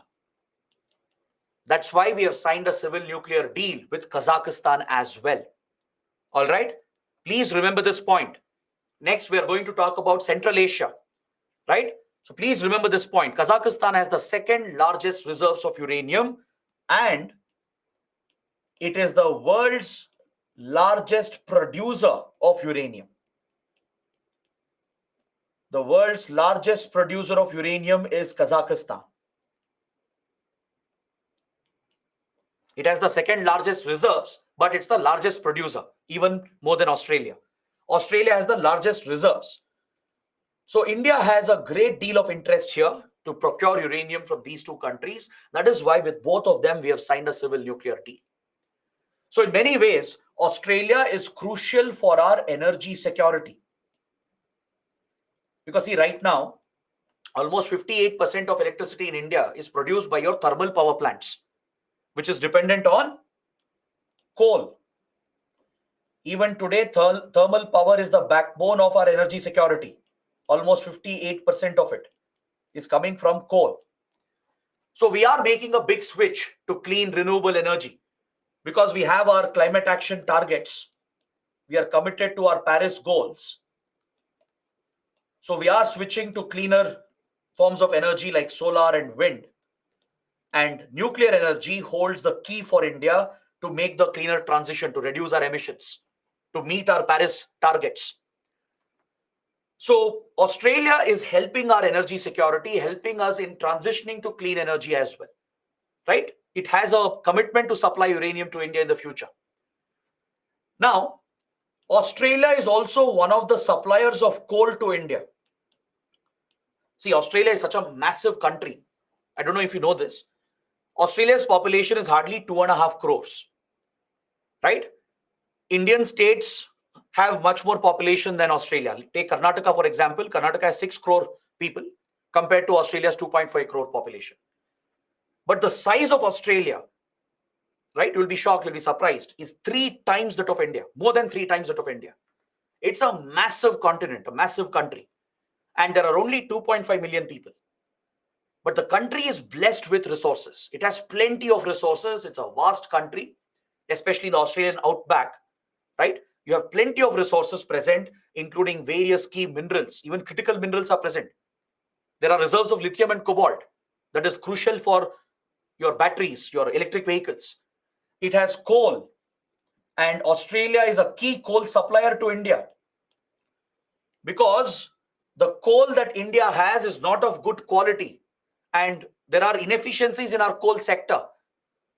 Because of Coal India Limited, there are a lot of inefficiencies in the coal sector. We are not able to meet the demand of thermal power plants. The coal being produced, it's not of a good quality to produce thermal power. So we import a lot of coal. Australia is a major supplier, one of the top suppliers to India. Can you name two more top suppliers of coal to India? Any two countries which are major coal suppliers to India? Very good. Kishore and Vivek have given the answer. Indonesia and Russia. Even South Africa. These are the top coal suppliers to India. Indonesia, Russia, Australia, South Africa, and few others. These are the top coal suppliers to India, which are guaranteeing our energy security to generate thermal power. We will make a transition to clean energy going forward, but until then, right, thermal power is also crucial. So Australia is playing a critical role. Right now, it is supplying coal to India. In the future, it has taken a commitment to supply uranium as well. That's why India's Adani Group owns a major coal mine in Australia. Adani Group has major investments in Australia. There are many other Indian companies working in this sector. Apart from these close economic ties, we have very close strategic defense relations, which we have studied. We are part of the Quad and the Malabar exercise. We even have a joint exercise, a naval exercise called AUS-INDEX. Just a few days back, both these exercises were held. Just a few days ago, near Sydney, the Malabar exercise was held, where all the four navies participated. And after this, the Indian Navy held AUS-INDEX bilateral exercise with Australian Navy. We are working very closely with Australia today. There are many important islands of Australia in the Indian Ocean. And we are gaining access to these military facilities in Australia. Australia has few military bases in the Indian Ocean. There are some islands like Cocos Island, Christmas Island. This is a different Cocos Island. It's not the Coco Island of Myanmar, which we studied. That is different. Below Indonesia, Australia has some small islands called Cocos Island and Christmas Island. So their port and runway facilities are available, which are used by Australian Defence Forces. Recently, Indian forces have used these Australian facilities. This is a very big development because India-Australia have a logistics exchange agreement. We have signed a logistics exchange agreement. We have such an agreement with Japan as well. India-Japan also have a logistics exchange agreement where we have agreed to support the armed forces of each other by providing them resupplies, refueling, servicing through our military facilities. So Australian forces can use our bases if required. Our forces can use Australian bases if required. This will increase the operational range of the forces and they can collaborate in joint operations to stabilize the Indo-Pacific. Don't forget, we are also members of important groupings like IORA and Indian Ocean Naval Symposium, which we have studied. So we are responsible for maritime security in the region. We counter terrorism, piracy together. We help other countries in disaster management. And we are jointly working together to counter the Chinese presence and influence. That is why this relationship becomes all the more important. Now, let me tell you one more important point here. Australia can play a very important role to push India's presence and influence in the South Pacific. In the last few years, the South Pacific has become a focus area where you have countries like Papua New Guinea. Remember, recently Prime Minister Modi visited Papua New Guinea. just a few months back. Then we have many small Pacific Island countries like Fiji, Solomon Islands, Vanuatu,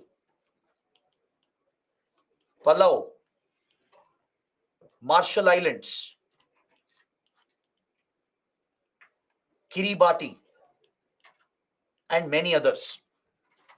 The French Polynesia, right? So basically, after Australia and New Zealand, in the southern Pacific, there are all these island countries that are present, very small island nations.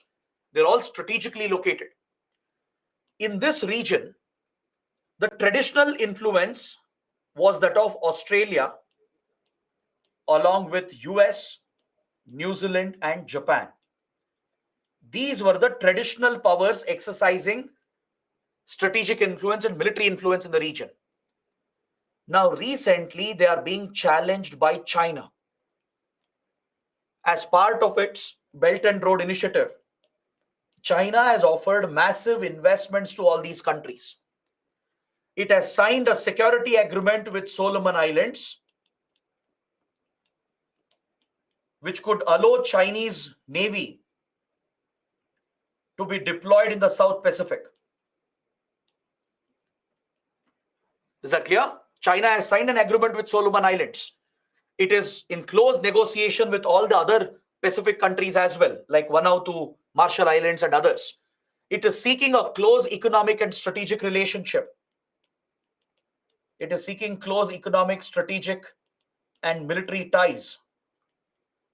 It is constantly expanding its presence and influence to counter the Western influence that is dominant in the South Pacific. This is where India comes in, because we do have very close ties with Papua New Guinea, Fiji, and others. You take Fiji, for example, there is a very strong Indian community present. Since the colonial times, hundreds of Indian families were transported to Fiji under the indentured labor system.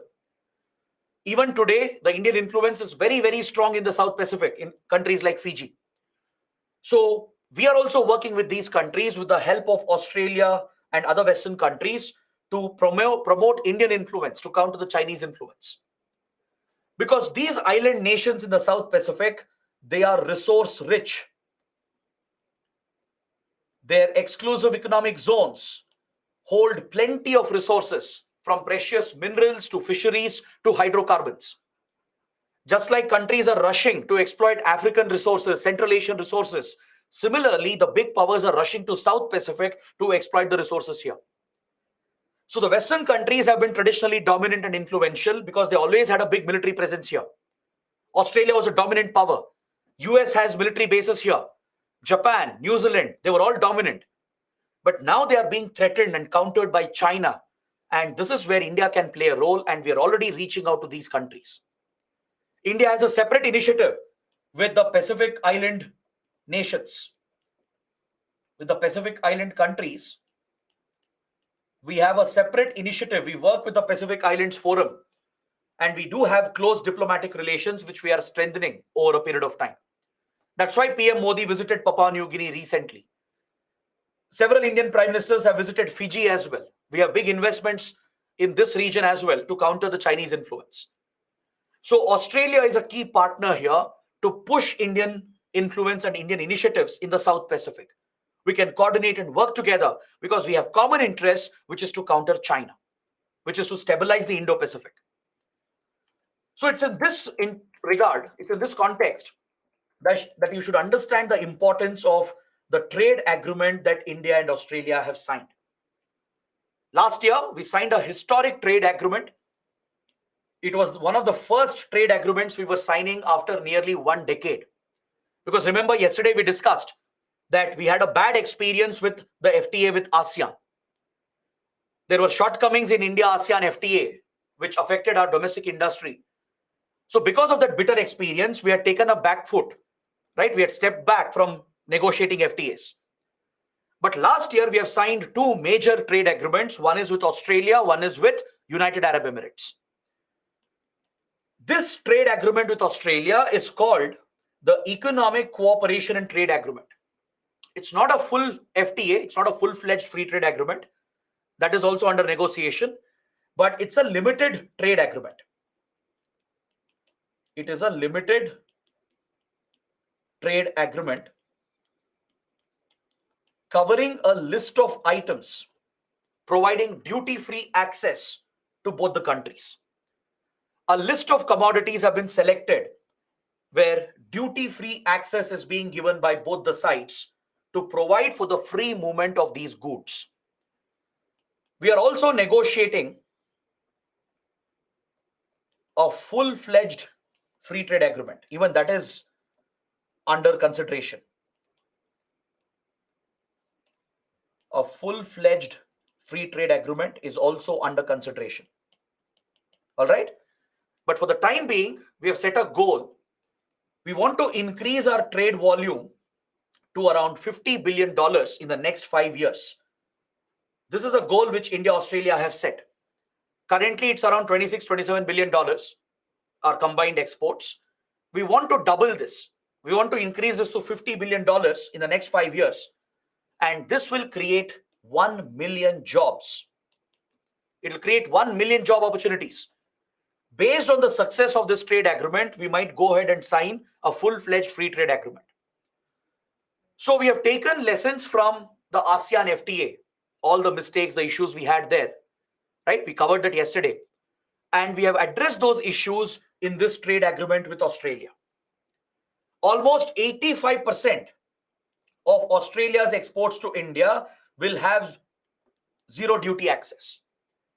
Very soon you will find several Australian commodities that will enter the Indian market. Similarly, several Indian commodities will enter the Australian market in a very big way. Since the duties are being brought to zero, right? They'll get easy access and you will see a big appeal for these commodities in the respective markets. India will get similar duty-free access. All right. So to address the concerns, the rules of origin requirement has been added to prevent the misuse of the trade agreement by third parties, by third countries and exporters from other countries. Rules of origin requirement is provided. If anyone misuses, anti-dumping duties can be imposed. So this will help in protecting our domestic market, our producers, our manufacturers, our farmers from other countries like China, which might try to misuse the trade route. They might try to dump Chinese goods into India through the Australian route, right? So to prevent that from happening, a minimum threshold is set for value addition. A minimum percentage of value addition should happen in India and Australia for these exports to get duty-free access. Let's say India is exporting a leather item. All right. We have to prove that our exporter has to prove to Australia that the minimum value addition prescribed was carried out in India, within the Indian market. Then it becomes an Indian commodity, right? Only then it will get duty-free access into Australia. Similarly, let's say Australia is exporting wine or beverages to India. Australia has to show that it's an Australian product. It's a product of Australian origin, where minimum value addition has happened in the Australian market. Only then it will be eligible for duty-free access. So this is a protection measure to ensure that third parties don't misuse the trade route. It should benefit only Indian manufacturers and Australian manufacturers, not manufacturers from other countries.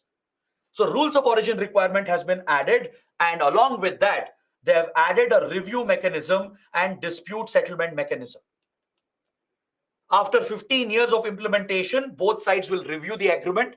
They will see how both sides have benefited, and if there are any shortcomings, they will address them, and any disputes will be settled as well through this mechanism created under the trade agreement. So these are the changes we have done because we had a bad experience with ASEAN, right? We learned the lessons from there and we have implemented that with Australia. Even with UAE, the free trade agreement we have signed with United Arab Emirates includes similar provisions.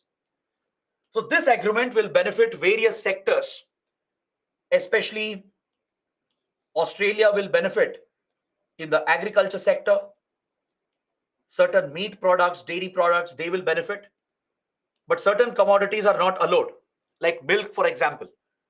right? Certain sensitive commodities, they are not allowed into India from Australia, especially the animal husbandry sector, but the rest will flood into the Indian market. And Australia is known for high quality agricultural products, meat products, and dairy products. Some of the products are allowed, but some of them are not, in order to protect Indian farmers and Indian animal husbandry industry. Similarly, Australia's machineries, food processing industry, they will benefit. Australian beverages, which are very popular, Australian wine, Australian beer, right? They're extremely popular. They'll find a duty free access into the Indian market. Similarly, several sectors from India will benefit, especially jewelry, gems and jewelry, then textiles, leather, furniture, engineering products, medical devices. These key sectors will benefit. And the best part is that these are labor intensive industries where manual labor is required, which means when the exports increase, it will create more jobs in India. The goal is to create 1 million jobs by doubling the trade, right? So, labor intensive sectors will benefit primarily. Even the flow of investments, the flow of people is being liberalized. That's why Australia has relaxed the visa norms, the PR norms, the immigration norms. So, it's easier for Indian students, workers to study and work in Australia, right? It's a reciprocal arrangement. We have signed agreements for university collaboration as well. Australian universities are coming to India. They're opening foreign campuses in India itself to run their exchange programs. So all such benefits are being added, and it will benefit our services industry, which is a strength sector for India. Our IT industry, finance, fintech, edtech, right? And even audio visual industry, the gaming industry, animation industry, they will all benefit immensely because both the countries can contribute to each other. Australia has the technology, we have the manpower. Australia can bring critical technology, advanced technology. India has the skilled manpower. So the plan is to fuse the two, bring the two together. In fact, Australia is also a key partner in cybersecurity. It's a leader in the field of cybersecurity, right? This is where India has a weakness. So Australia is strengthening our cybersecurity as well. We collaborate closely with Australia in this domain. Have you heard about the Five Eyes initiative? It's an intelligence initiative from 5 Western democracies. It is led by US, UK, Canada, Australia, and New Zealand. These 5 Western democracies, they have formed a intelligence initiative called the Five Eyes Initiative, mainly to collect electronic intelligence. Their intelligence agencies work together and they have a global network of stations through which they can track the entire internet traffic. They have the ability to intercept every mail, every message, every phone call. They can even intercept satellite communication. They can track missile launches, nuclear tests. They have built an incredible capability of electronic intelligence through the Five Eyes initiative. So Australia does have that capability. It has advanced technology where it is helping us with cybersecurity as well. In the space sector, we have close collaboration because Australia has a deep space network near Canberra, near the capital, which has been used in all the major ISRO missions. The latest missions of ISRO, Chandrayaan and even Aditya L1, they have used the deep space network of Australia, the deep space network present near Canberra, which is a joint project with NASA and European Space Agency. So we have very close collaboration in space, in critical emerging technologies, in vaccine development, right? In cybersecurity. In all these areas, we work very closely with each other. And that is why Australia is a key partner for India. Understood? So these are the major points that you should be aware of. And the last point before I close this topic, there is a concern which has emerged from Australia. There are disturbing developments in several foreign countries where an attempt is being made to revive the dormant Khalistan movement. Some of the radical members of the Sikh diaspora, especially the younger crowd who have been radicalized on the internet, right? They've been misled to believe in the Khalistan ideology. And we are seeing adverse developments happening in several Western countries. We have seen what has happened in Canada, in US, in UK, across Europe, right? Especially in Italy, in Germany, in France. Similarly, in Australia and New Zealand, right? The Sikh community has a big presence. Of course, majority of the Sikh community, they are peaceful. They have nothing to do with Khalistan movement. They don't support the Khalistan ideology. But some of these radical extremists, they have misused the internet, spread their propaganda, revived this movement of the 80s, and they are posing a major threat for India. In the recent years, we have seen a rise of Khalistan ideology even in Southeast Asia. In countries like Philippines, in Thailand, in Malaysia, and also in Singapore, there are few Khalistan extremists who are hiding from India. When we crushed the Khalistan movement in 1980s and 1990s, several of these terrorists, they ran away from India with the help of Pakistan. They're hiding in many countries. Today, they are planning a resurgence. They are leveraging the internet, spreading their radical propaganda. They even hold their so-called referendum against India.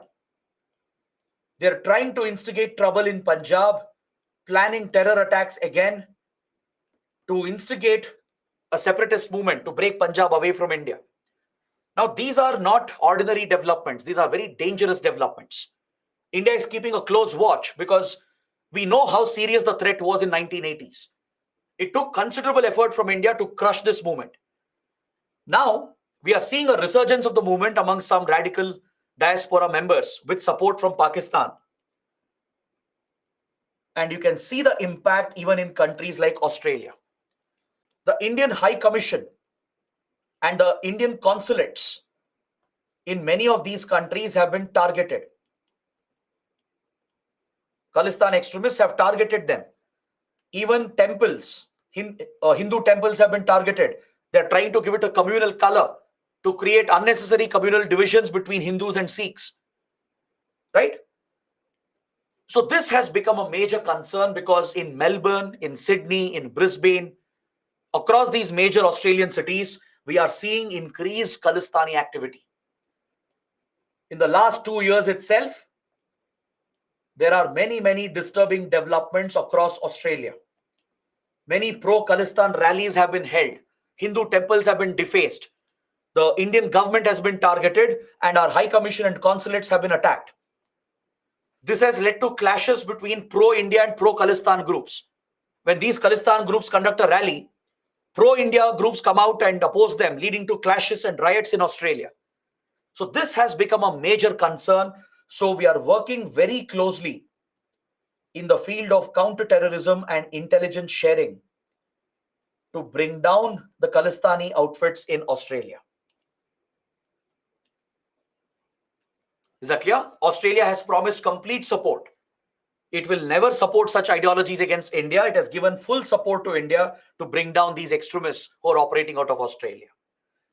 So we will study more about this under internal security, where we have a chapter on Khalistan movement. All right, so you should be aware of this under India-Australia. So with this, I've completed most of this chapter. We can take a short break. We'll come back and then we'll take a look at the regional groupings. The next part is very factual. You should know the basics about some regional groupings from this region. We'll look at ASEAN, East Asia Summit, Mekong-Ganga Cooperation, and there is a free trade agreement called RCEP. So let us cover this after a break and we can close this chapter immediately. All right. So whatever questions and doubts you have, please bring it up. We will wrap up this chapter maybe by 7:30, let's say. And after that, I'll take a look at your questions and then we'll look at the next region, that is West Asia and Central Asia. So take a 10 minutes break. It's 6:55 right now. Let's come back at 7:05. All right. So see you back in 10 minutes.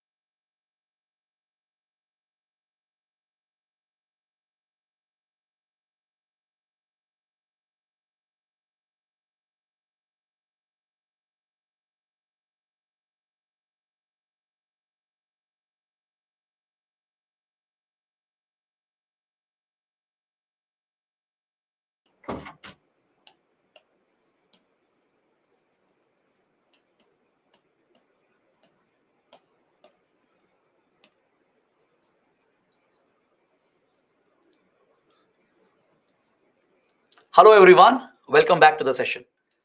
Now, before we start, we have a small announcement. We saw that many of you were asking how to unlock the Byju's tab. So, on Monday, that is the coming Monday, you will get a mail with all the instructions on how to unlock the tab and use it for your personal use as well. Just follow those instructions. Monday, you will receive that email. So, let's come back to the discussion. Let's finish the regional groupings from Southeast Asia and East Asia. This is more of a factual discussion. We should know which are the important groupings, what is the structure, what does it deal with, what is India's engagement with them. So those basic pointers will have to be covered. Let us start with the ASEAN group.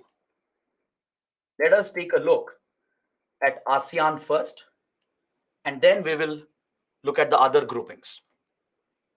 We already know that ASEAN is central to Southeast Asia. ASEAN has been the focus for India under our Look East, Act East policy as well. Just few days back, right before the G20 summit, the 20th ASEAN summit was held, the 20th India ASEAN summit. And Prime Minister Modi traveled to Indonesia. Now that shows the importance we attach to ASEAN, because our G20 summit, where we were holding the presidency, was about to be held. And just 1 or 2 days before that, the Prime Minister made time, along with the Foreign Minister, to travel to Indonesia to attend the 20th India ASEAN summit and the East Asia summit. So that itself shows the priority that India gives to ASEAN and East Asia summit as part of our Act East policy and Indo-Pacific approach. So this grouping, this regional organization, was established in 1967. Remember, we had studied this when we started this chapter.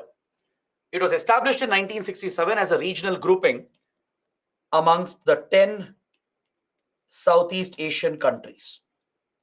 So there are 10 members in the group.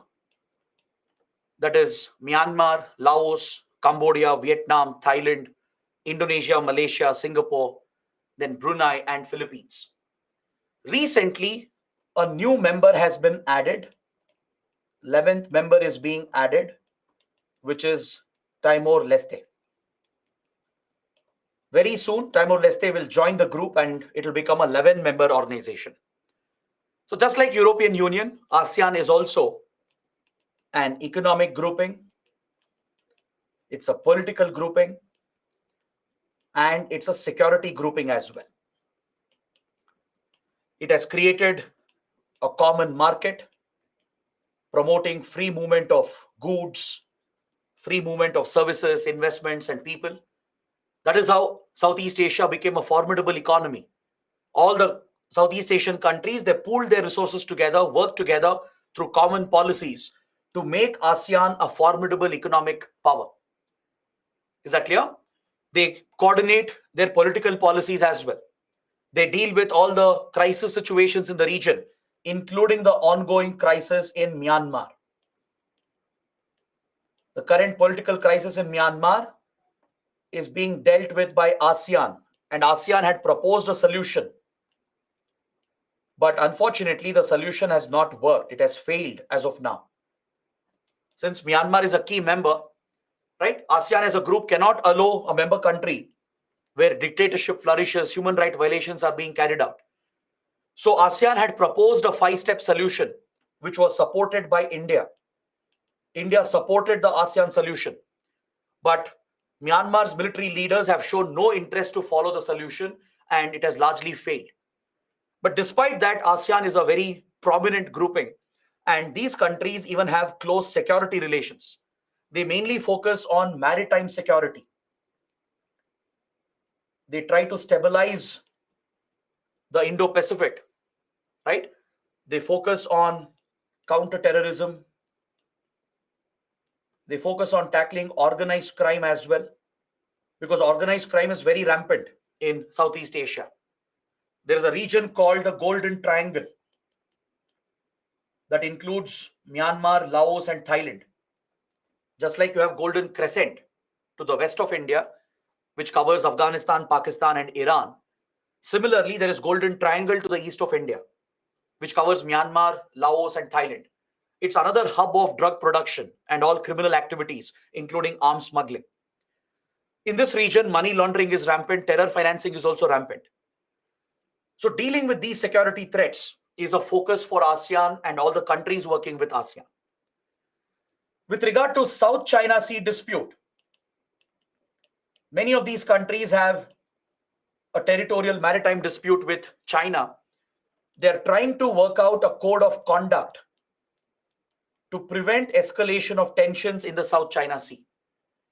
These countries, they can't break away from China because they're all heavily dependent on China. Just like India, just like US, just like European countries, all the Southeast Asian economies are heavily dependent on China.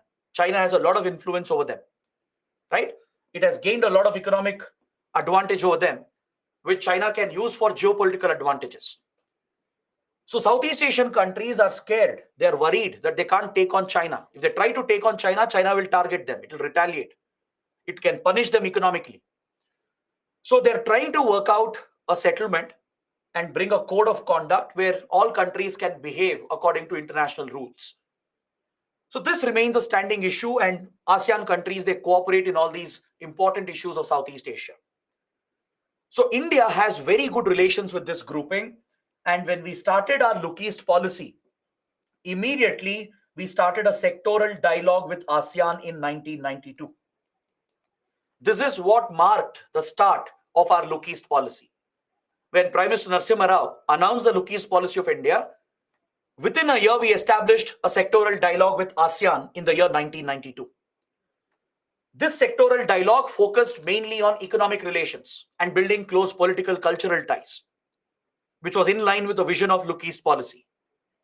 Then in 1996, we became a dialogue partner to another related grouping called ASEAN Regional Forum, or ARF. I'll explain what is ARF. I'll come to it. It's another grouping related to ASEAN. So India joined the group as a dialogue partner in 1996. This is how our Look East policy started. Instead of working with each country separately, we first focused on the regional group, that is ASEAN, built a sectoral dialogue. We started working through each individual country as well later to build strong economic, cultural, and strategic ties with them. We became a dialogue partner to ASEAN Regional Forum and established an annual summit in 2002. 1 decade after Look East policy, India-ASEAN Summit was established. So every year at the summit level, meaning at the leaders level, whenever we use the word summit, it means the leaders are participating, the presidents and prime ministers. They meet and participate. Such a interaction is called a summit. That's why G20 summit, East Asia summit, BRICS summit, because the leaders are meeting, the prime ministers, presidents are meeting. So to mark the 10 years of Look East policy and ties with ASEAN, annual summit interaction was set up. And last year, the 20th anniversary was marked. So recently, the 20th summit was held in Indonesia. Just 2 days before G20 summit, the 20th India-ASEAN summit took place. So this is the primary platform through which we are engaging with ASEAN countries and the whole Southeast Asia region. Is that clear? Now let us understand what is ASEAN Regional Forum, ARF. This is a related grouping. It's related to ASEAN. It has been established by ASEAN. It was set up in 1994. So ASEAN countries, they brought other countries of the region together. They brought some regional and extra-regional powers together to form a 27-member grouping, which is called ASEAN Regional Forum. See, ASEAN works closely with some big powers like China, India, Japan, then South Korea, Australia, New Zealand, US, Russia, right? ASEAN has very close ties with all of them, with all the big regional and global powers. So to bring all of them together, along with some other small countries in the region, this grouping was started called ASEAN Regional Forum. So along with ASEAN Summit, ASEAN Regional Forum meeting also takes place. There are 27 countries in this grouping, which includes the 10 ASEAN members, the 10 Southeast Asian countries, the 10 dialogue partners of ASEAN, right? The ASEAN has close relations with 10 major powers, that is Australia, Canada, China, European Union, India, Japan, New Zealand, South Korea, Russia, and US. So this forms 20 countries, 20 members. And other middle powers of the region, other smaller powers from South Asia, Southeast and East Asia, even they are included, like Bangladesh, DPRK, that's North Korea, Mongolia, Pakistan, Sri Lanka, Timor-Leste, and Papua New Guinea. Papua New Guinea is an observer. So in total, you have 27 members that are part of ASEAN Regional Forum. So these countries meet after the ASEAN Summit. They discuss all the regional issues and they mainly focus on regional cooperation. They focus on improving economic relations. They focus on tackling some issues that are affecting the region. They try to build consensus on common issues that are bothering them. So this is another related grouping called ASEAN Regional Forum. So with ASEAN, we have already studied our relations. We need not repeat those points again. Under Look East Act East policy, I explained what is our major engagement, what kind of initiatives we have with ASEAN. We have signed free trade agreement covering goods, services, and investments. Both the agreements came into force. It has boosted trade, but we do have some shortcomings. There are some issues that bothers India, right? That is what we discussed in detail yesterday. We have many connectivity projects where we are working with the ASEAN group. It includes our Kaladan project, the IMT highway. We are boosting our maritime and air connectivity. We are promoting tourism as well between the two sides. We are building our cultural relations. We are also working through the UN on the Asian Highway Network to connect key highways in Asia, to create an interconnected highway link from China to Southeast Asia to India to Europe. All right, it's a UN-led initiative. It's not that new roads are being built under this project. No new roads will be built. It's just that existing highways will be interconnected. Like our highways will be connected with Bangladesh and Myanmar. That will be further connected with key highways in Southeast Asia, which will link with China. Is that clear? This will link on the other side with Pakistan and West Asia and Europe. So this massive highway network is a UN-led initiative. We are part of it with ASEAN countries. So these have become the priorities for India. Building close economic ties, promoting our cultural relations, improving connectivity. We are starting to focus on security relations and strategic ties as well. Is that clear? So as far as security of the region is concerned, there is another grouping, a related grouping called ADMM and ADMM Plus. These are two security groupings related to ASEAN. ADMM stands for ASEAN Defense Ministers Meeting. Basically, all the 10 defense ministers, the 10 defense ministers of ASEAN countries, they come together to discuss security issues of the region. So once they finish ADMM meeting, they immediately follow this with ADMM Plus meeting, where they meet with 8 other countries. They meet with the defense ministers of Australia, China, India, Japan, New Zealand, South Korea, Russia, and US. These are the major regional and global powers. So these 8 defense ministers, they get an opportunity to interact with the 10 ASEAN defense ministers. So basically, ADMM Plus brings 18 countries together.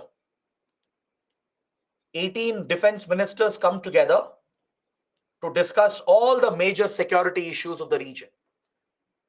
When the last ADMM plus meeting happened, India's Defense Minister Rajnath Singh participated in the event, and we highlighted all the security issues, maritime security issues, issues related to terrorism, issues related to organized crime. All these issues were brought up, and they also agreed to cooperate in the field of disaster management. So ADMM and ADMM Plus is again related to ASEAN itself, but it's just focusing on defense and security issues. Another important group of the region is MGC, the Mekong Ganga Cooperation. The name refers to the two major rivers, the Mekong River and the Ganga River. The Mekong River is a lifeline of the Indo-China region. Do you know what is Indo-China? Indo-China is that part of Southeast Asia which is sandwiched between India and China. It's a colonial name given by the French and the Dutch and the British. This region covers CLMVT countries.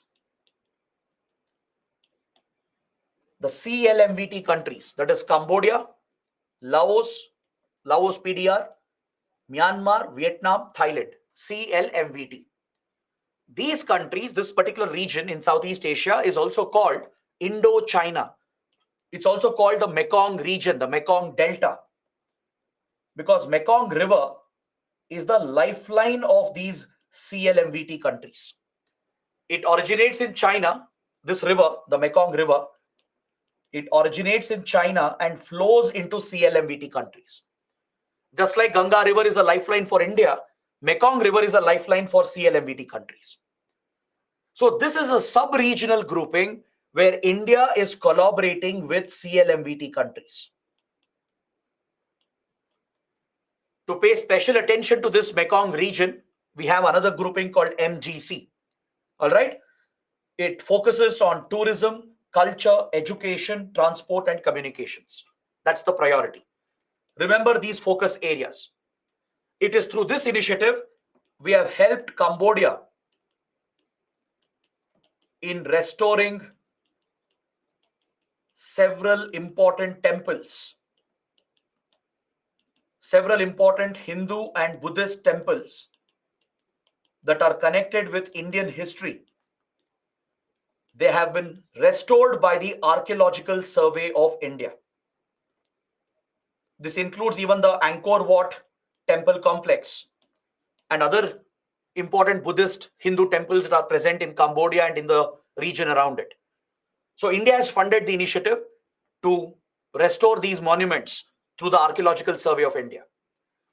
We provide line of credit as well to them to help in their development, because some of these countries are very backward, like Laos, Cambodia. They face many developmental issues. We assist them in infrastructure creation as well. Remember, we have proposed to extend the IMT highway. India has a proposal to extend the IMT highway from Thailand to connect with Laos, Cambodia, and Vietnam. We've also proposed a railway line parallel to this highway that would connect Delhi with Hanoi. We had studied this under India-Myanmar, if you guys remember. So we do have all these initiatives focused on Mekong region. That is why MGC becomes important for your prelims. It's not an extremely important grouping. You don't have to go in depth, not needed. Just know that this grouping is there. These are the countries. These are the areas of cooperation. That is more than enough. Only for prelims, if there is some question, it's highly unlikely because MGC of late has lost its relevance. In the last 10-15 years, MGC has lost its importance. But still, it's good to know that there is such a grouping, because you never know, UPSC might surprise us by asking a factual question in prelims. Next, East Asia Summit.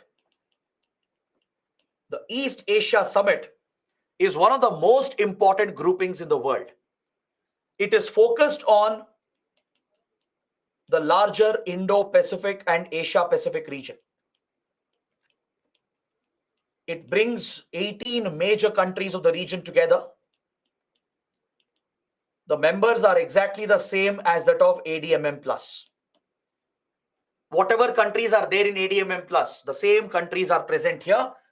But the difference is it's a summit. It was established in 2005 so that the leaders of these 18 countries, the presidents and prime ministers and monarchs, they can come together to coordinate in East Asia. So which are the member countries? The 10 Southeast Asian countries: India, China, Japan and South Korea, Australia and New Zealand, Russia and US. These are the 18 countries that are part of East Asia Summit. This group focuses on many issues. They deal with environmental issues of the region, including energy security. They are focusing on clean energy and renewable energy as well.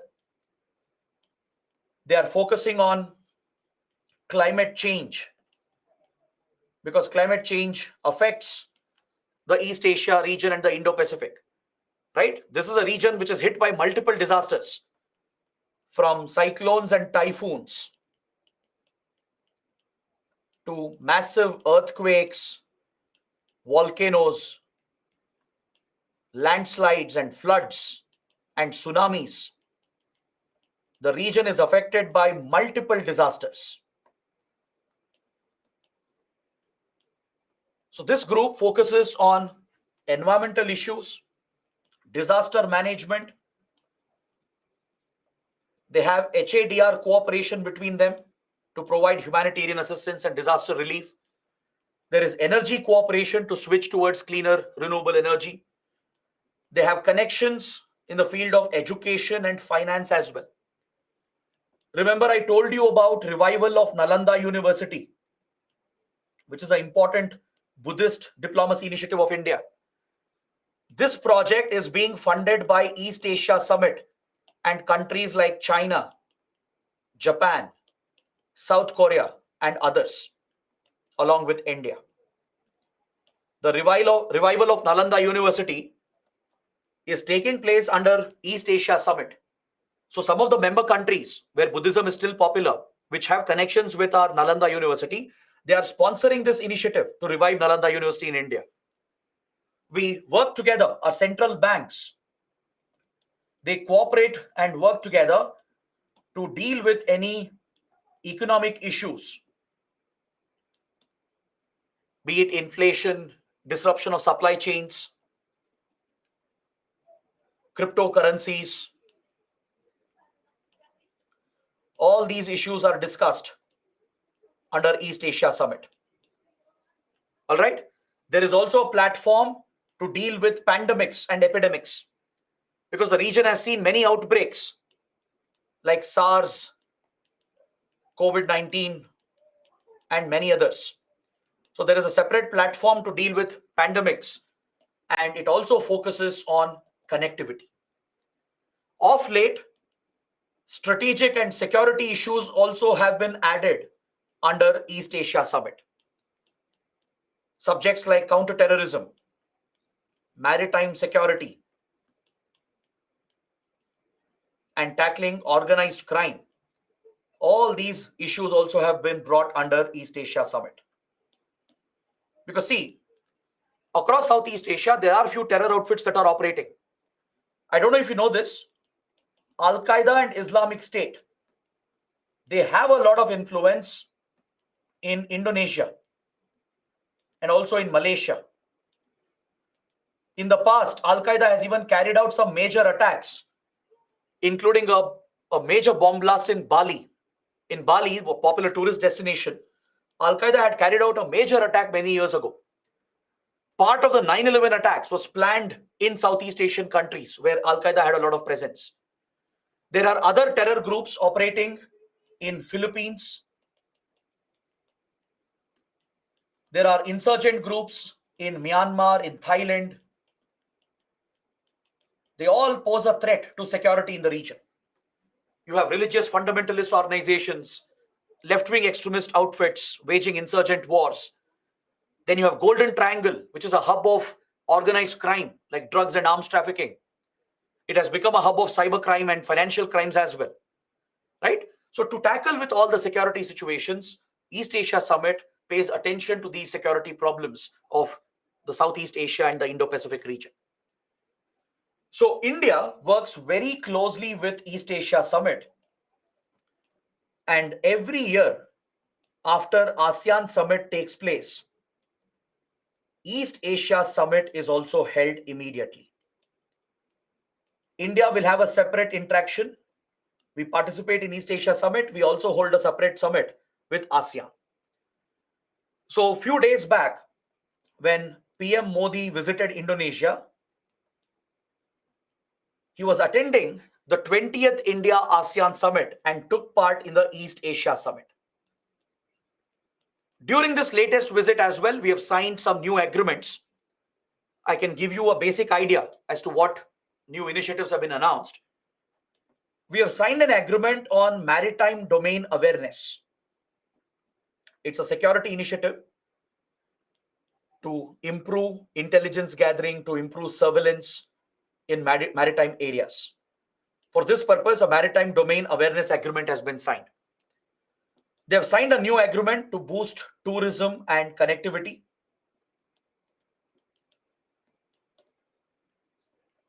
All right. They've also said they will focus on people-to-people relations. So in a way, it's not entirely new. It's a reiteration of the previous initiatives that have already been started.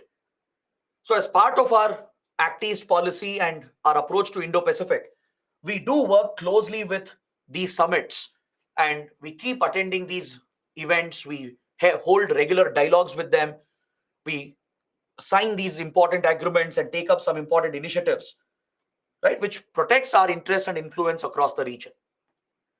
So that is why India pays so much attention to these summits, and every year without fail, Indian leaders participate in these important summits. Now, please be aware of these groupings. Just know the basic facts. It's more than enough. It's largely for your prelims. And it also, of course, helps you in your mains as well. But the groupings are more important for your prelims. The last topic, there is a free trade agreement in this region called RCEP, the Regional Comprehensive Economic Partnership. This is considered as the world's largest FTA. It is seen as the world's largest free trade agreement. And negotiations started in 2012. And it was an initiative that was led by China. Under China's leadership, the negotiations began.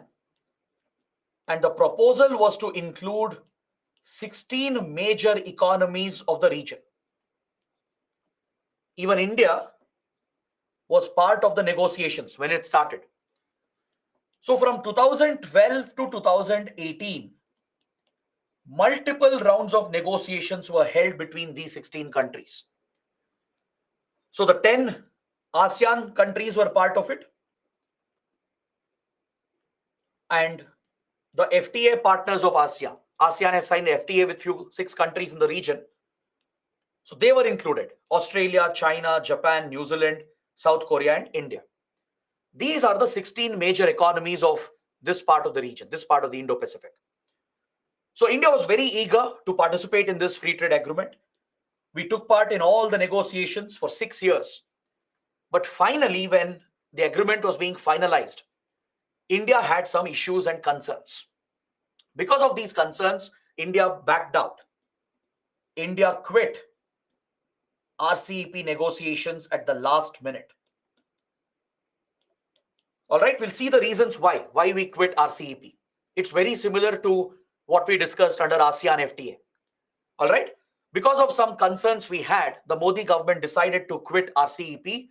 So these countries have gone ahead and they have signed this free trade agreement. Right now, it includes only 15 countries. Since India quit, the other 15 countries have gone ahead and signed, and they have implemented the RCEP free trade agreement. This is the world's largest FTA because it represents a large part of the world's population and the GDP. All the major economies are here, right? From India to China to Japan, Australia, and the Southeast Asian countries. All these are major economies, and some of them are advanced industrialized economies, like Japan, South Korea, Australia, and New Zealand. They are advanced industrialized nations. China is an emerging global power with strength in manufacturing. Southeast Asian countries, they bring their own strength in agriculture and manufacturing and services and investments. India is a massive market with strength in services and some key sectors like pharmaceuticals, IT, and other important industries. So if these countries had worked together to form this FTA, it would have had even more potential.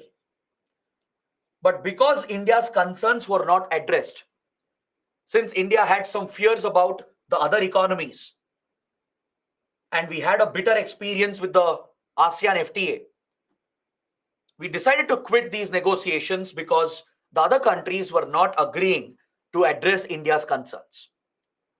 India's fear was that if we sign this agreement that covers goods, services, investments, it would also cover economic technical cooperation. It would cover IP rights as well, intellectual property rights. So countries will synchronize and harmonize their IP laws to provide protection for intellectual property. They will harmonize other laws and regulations related to competition, mergers and acquisitions, dispute settlement, environmental laws, labor standards.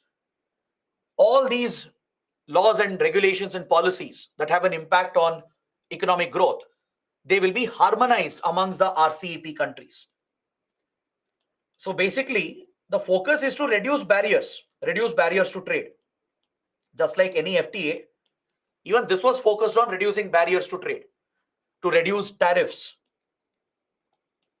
that is taxes, and provide zero duty access to most of the commodities, to drive the flow of services and investments, along with driving the flow of goods.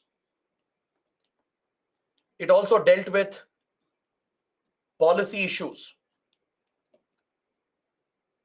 So both tariff and non-tariff barriers would be relaxed, providing for free movement of goods, people, services, and investments that would drive trade and growth in the entire region. Obviously, India would also benefit from this, right? India knew that we stand to gain, but problem was we had many concerns because of the bitter experience we had with ASEAN FTA.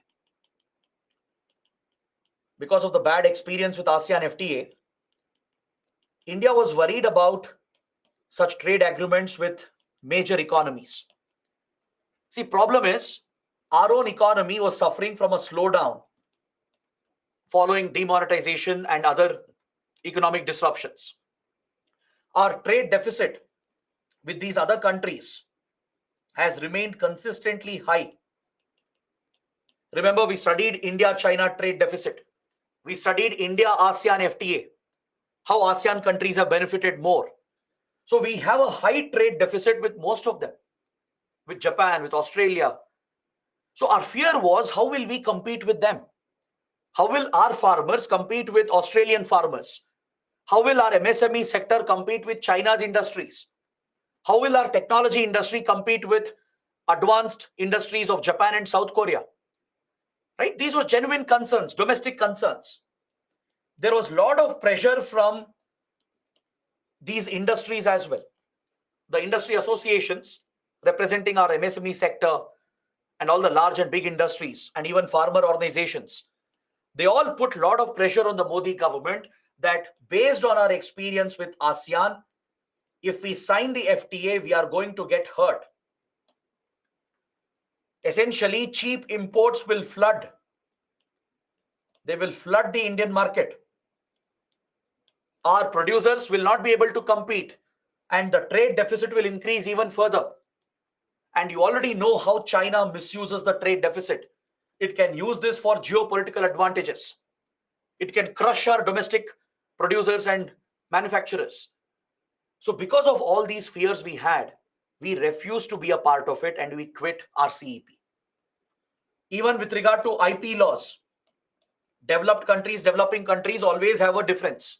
You would have studied that in Indian economy, right? Even at WTO, there's always a dispute between developed nations and developing nations on IP laws and other trade related issues, be it competition laws, dispute settlement, then environmental standards, labor standards. These trade issues are always there between developed countries and developing countries. So India stands out from the group because some of them are developed nations and some of them have their own inherent strength. So we were worried, how will we compete with them and how will we harmonize our laws and policies with advanced economies like Japan and South Korea and Australia. So because of all these fears and concerns, we decided to quit the arrangement itself. So this is a debatable topic. Some have appreciated the Modi government for this decision. Some have criticized it. The criticism is that if we are focusing on Act East policy, if we are saying that Indo-Pacific is our focus, our priority, we want to compete with China, we want to be close to Australia and Japan, then how come we are quitting RCEP? RCEP would have benefited India. We could have worked with like-minded countries to corner China, right? So the logic from the Indian side is not strong enough. The critics are saying that India quit only because of political pressure. Industry associations, the big industries, MSME industries, farmers, they put a lot of pressure which could have electoral political consequences.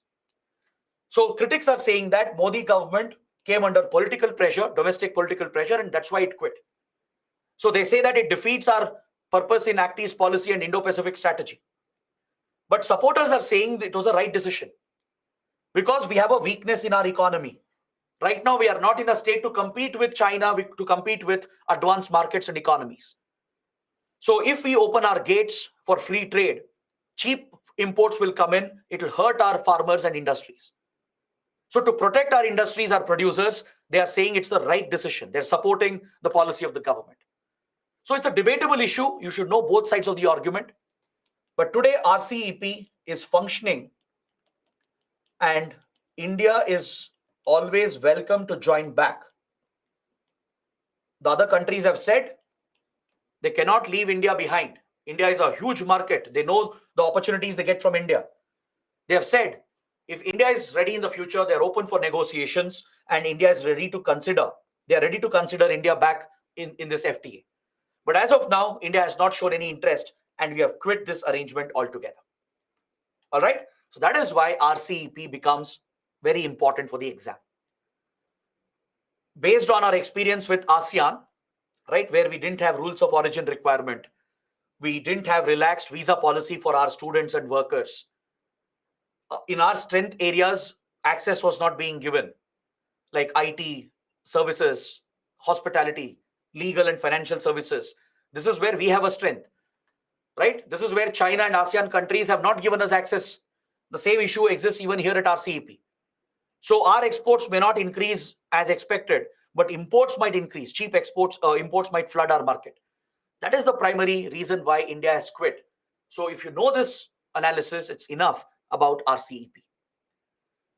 So with this, I complete all the major groupings and trade agreements of the region. And we have covered the important bilateral relations as well, along with a detailed discussion of our Look East, Act East policy. Is that clear? Now let's see any questions, any doubts that are there. We'll answer all of them. And then we can look at another important region, West Asia, Central Asia. It's part of one discussion, one chapter. We'll look at West Asia first. We'll understand our policy towards West Asia. We'll cover some important countries that are crucial for India. And then we will focus on Central Asia as well. But first, let me answer all your doubts and questions. Priyanshu is asking why Japanese investments are mostly focused in Northeast India. See, first of all, that is not correct. Japanese investments are focused on many other parts of the country. In fact, more Japanese investments are present in Northern and Southern India than Northeast India. Be it the metro project, Delhi-Mumbai Industrial Corridor, Chennai-Bengaluru Industrial Corridor, dedicated freight corridor, bullet train project, and many more. They are all present in northern India, western India, and southern India, not in northeast India. But of late, Japan has shown more interest in northeast India because India is driving Japan to focus on northeast India. That is the focus of our Act East policy. That's what we have studied from the last two classes. One priority in Look East and Act East is to develop northeast India, to connect northeast markets closely with Southeast and East Asian markets. So Japan investing in northeast India makes sense. It is in line with our Act East policy. Karthik is asking, sir, if we haven't signed non-proliferation treaty, then how is it a violation? See, non-proliferation treaty will be binding whether you sign it or not. It's part of international customary law. Whether you sign NPT or not, if you test and develop nuclear weapons, you're still in violation of NPT.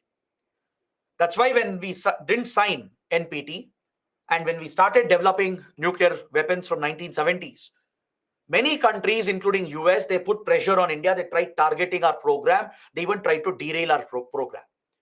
Not signing NPT, right, brings its own obligations. You still have that international obligation because NPT is seen as part of international customary law.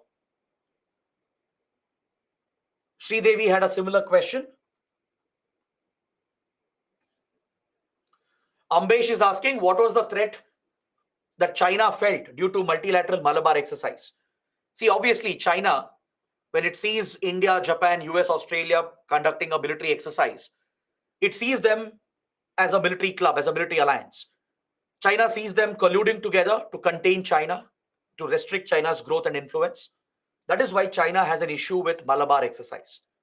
That's why it has an issue with Quad. Because even though Quad and Malabar are different, both are different engagements, right? You can't ignore the fact that the same four countries are present in both. In a way, Malabar exercise is an extension of the quadrilateral, right? Even though we have kept it separate, it is still an extension of the quadrilateral. That's why China calls Quad as the Asian NATO. China looks at this as a military alliance, as a military grouping designed to contain China and restrict China. That is why China opposes Malabar exercise and quadrilateral. Santosh is asking why China is backing Pakistan in nuclear suppliers group. Obviously, China will back Pakistan because they are all-weather friends. They are best friends. China will support Pakistan at every global platform, mainly to counter India. To counterbalance India, it has always used Pakistan as a proxy, right? So when it comes to NSG, when it comes to designating global terrorists, China is always backing Pakistan at global platforms. Vivek is asking, can't China be removed from NSG? No, that's not possible. NSG members cannot be removed because all NSG decisions are taken by consensus. All 48 countries have to approve it. Why will China approve its own exit? So removing a member from NSG is not possible. Kishore is asking, is India the only country given exception under NSG? Yes. India is the only nuclear power to have been given exemption from signing NPT to join NSG. 47 countries of NSG have supported us. They have said we will accept India as a member even if India does not sign NPT. They have given us NSG exemption and India is the only country to get it.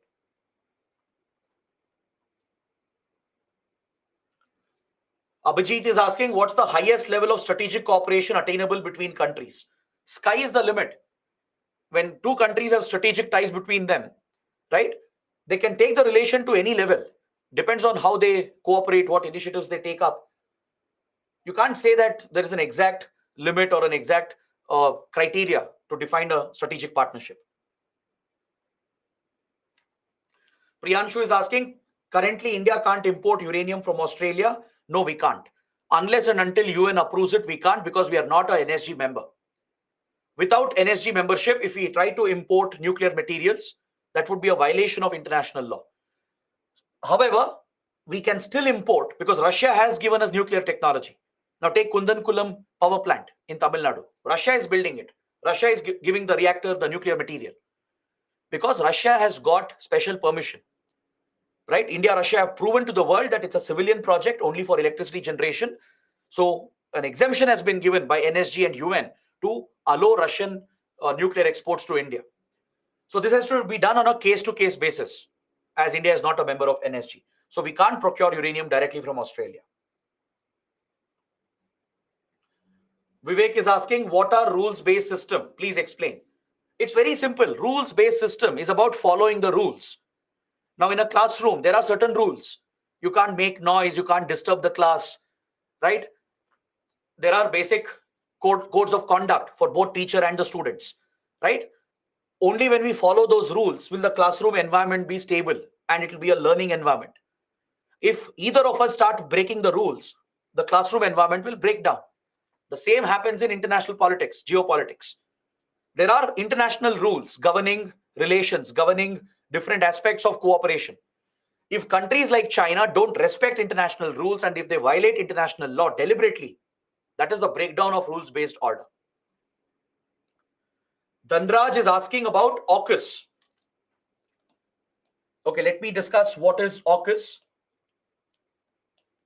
AUKUS is a recently formed initiative that includes Australia, UK, and US. What is this initiative all about? Through this initiative, US and UK, they are providing nuclear submarine technology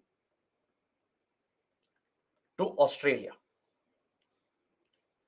Since Australia faces a major threat from China's Navy, the Chinese Navy, they have multiple nuclear-powered submarines. Frequently, Chinese submarines are entering Australian waters and the South Pacific and threatening Australian interests, as well as American and Western interests. So to counter China's nuclear submarine deployment and to counter its military expansion, US and UK have agreed to supply nuclear submarine technology to Australia. Is that clear? Nuclear submarines have a unique advantage. They can remain underwater for months together, thus hiding from the enemy. And when they carry nuclear weapons on board, right, they can survive a nuclear attack and they can guarantee a second strike, a second nuclear strike. That's why when India deployed nuclear-powered submarines under Arihant class, it was said that we achieved the triad status, the nuclear triad status, which means we can launch nuclear weapons from 3 domains, from land, air, and underwater. Land-based nuclear assets like ballistic missiles, they are not very safe. They can be destroyed in a first nuclear attack. Then air-based nuclear delivery platforms like fighter jets, they can be destroyed in a first nuclear attack. They may not survive. The only thing which can survive a first nuclear attack is your underwater nuclear weapons stored in nuclear-powered submarines. Is that clear? When a submarine is powered by a nuclear reactor, by a mini nuclear reactor, it need not come to the surface for recharging the batteries, for taking oxygen. It can remain underwater for months together. The only limitation on a nuclear submarine is food and supplies for the crew. If that is taken care of, nuclear submarine can remain underwater for months, even for 1 year. You can send them far away, keep it safe away from your country so that enemies don't attack them. And since they're very stealthy, enemies can't pinpoint where exactly the submarines are stationed. So even if your country comes under a first attack, your submarines will survive, your nuclear weapons will survive, and you can deliver a second strike. That is called the nuclear triad status. So China is a threat to Australia here, and that's why US and UK have agreed to share nuclear-powered submarine technology with Australia. Is that clear? They will not supply nuclear weapons. Don't get confused. They're not going to supply nuclear weapons. That can't be done. They'll only provide the submarine technology, the nuclear reactor technology to power the submarines with nuclear energy. Obviously, it's a plan to counter Chinese naval presence in the region. So that is AUKUS.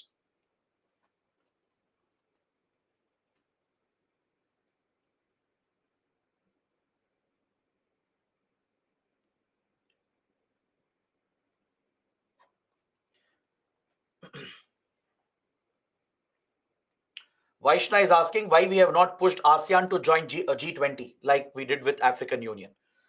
That proposal has never come up. And also, ASEAN is already a powerful economic bloc. It does not need more representation. Whereas African Union lacks representation. So India's push for African Union was based on the premise that these are global South countries. These are underdeveloped countries which have been ignored. ASEAN is not ignored. Southeast Asia is not ignored. They are a prominent and a dominant economic force. They have enough representation at the global level.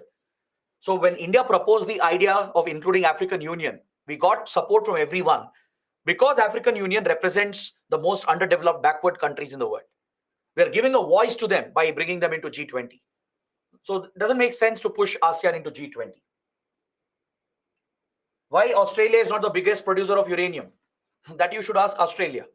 They have reserves, but they haven't exploited enough. They do mine uranium, they export uranium as well, but not to the same level of Kazakhstan.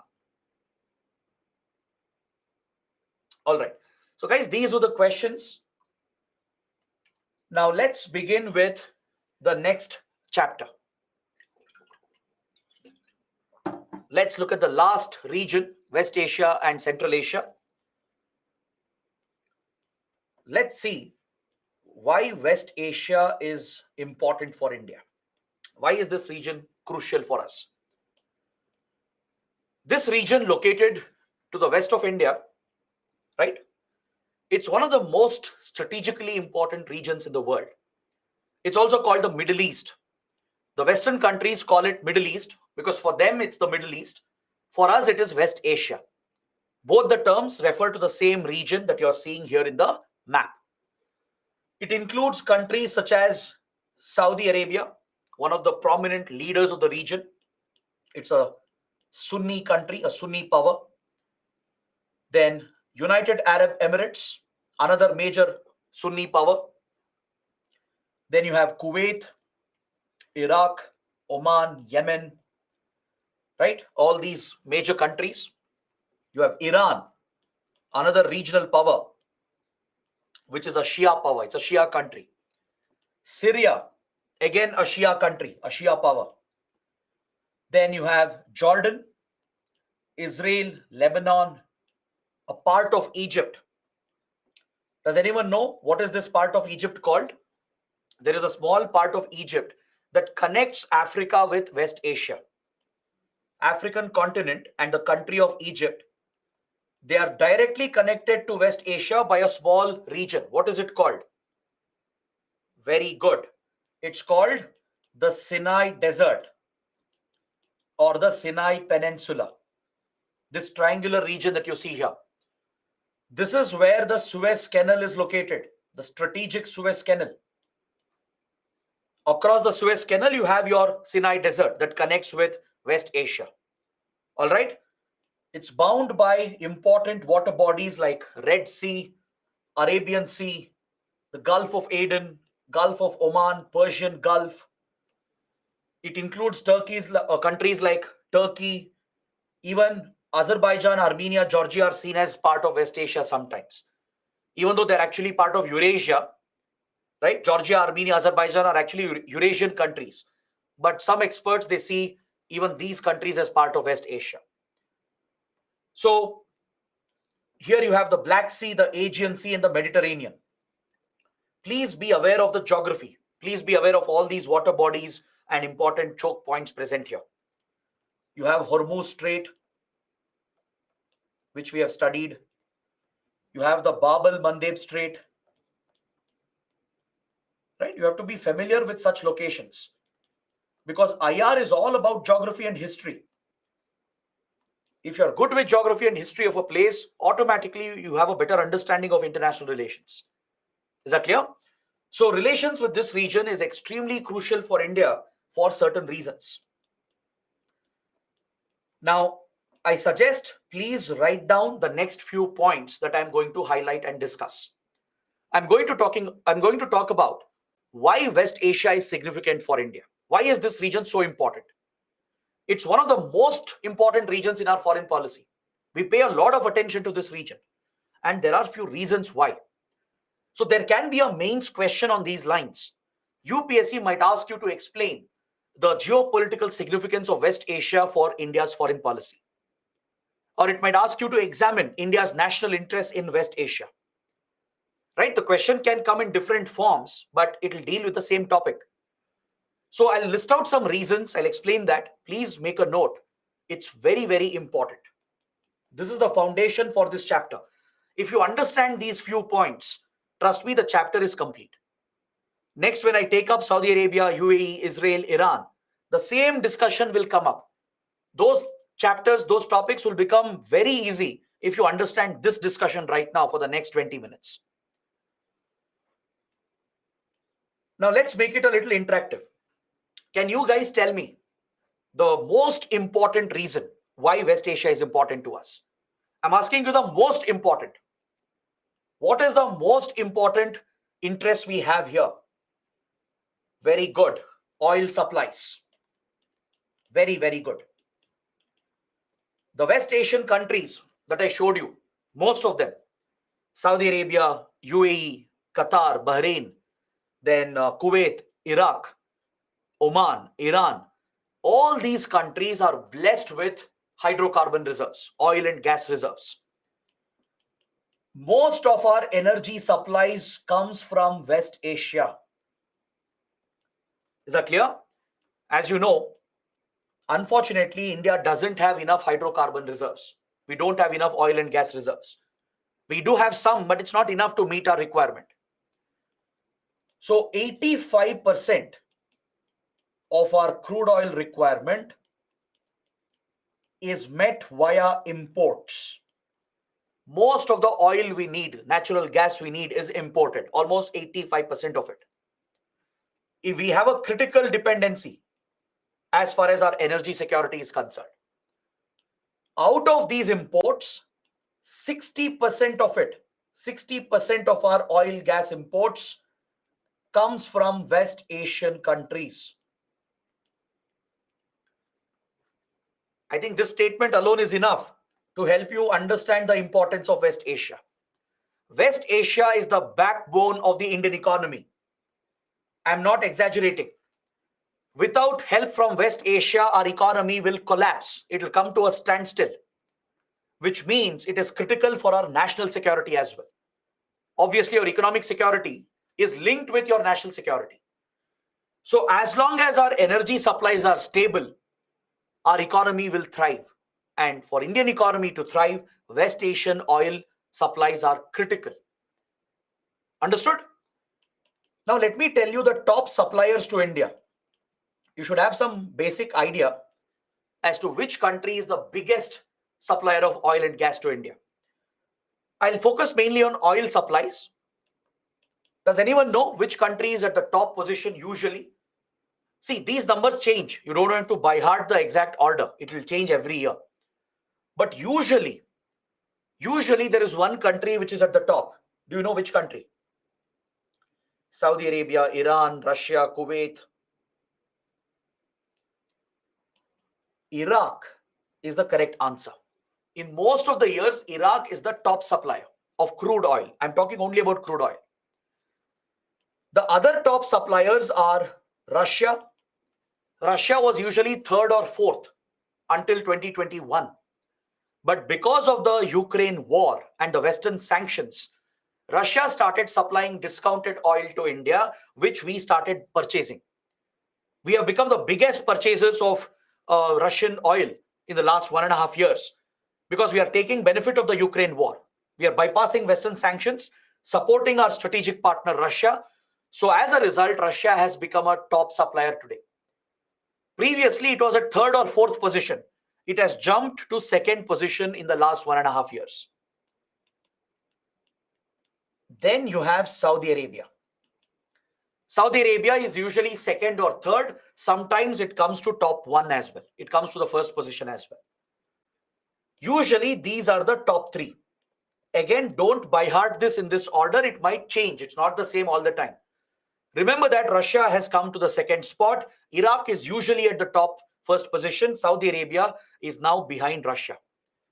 Other major suppliers are UAE, Kuwait, Qatar, Bahrain, and Oman as well. Right? They supply crude oil to us and natural gas as well.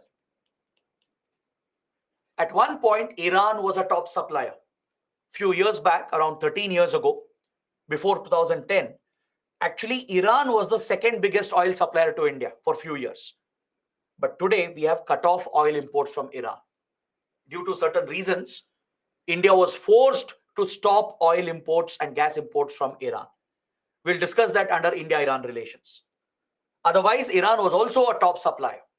All right. So this is one reason why West Asia is critical for India. Second, what could be the second reason? Anyone? Very good. The Indian diaspora. There is a very, very big Indian community here. Across the region, across these countries, there are nearly 10 million Indians who reside and work in these countries. That's more than 1 crore people across these countries. Believe it or not, in some countries, our Indian community is almost half the country's population. You take Bahrain, for example, it's a very small country. In Bahrain, the native population is around 1 million.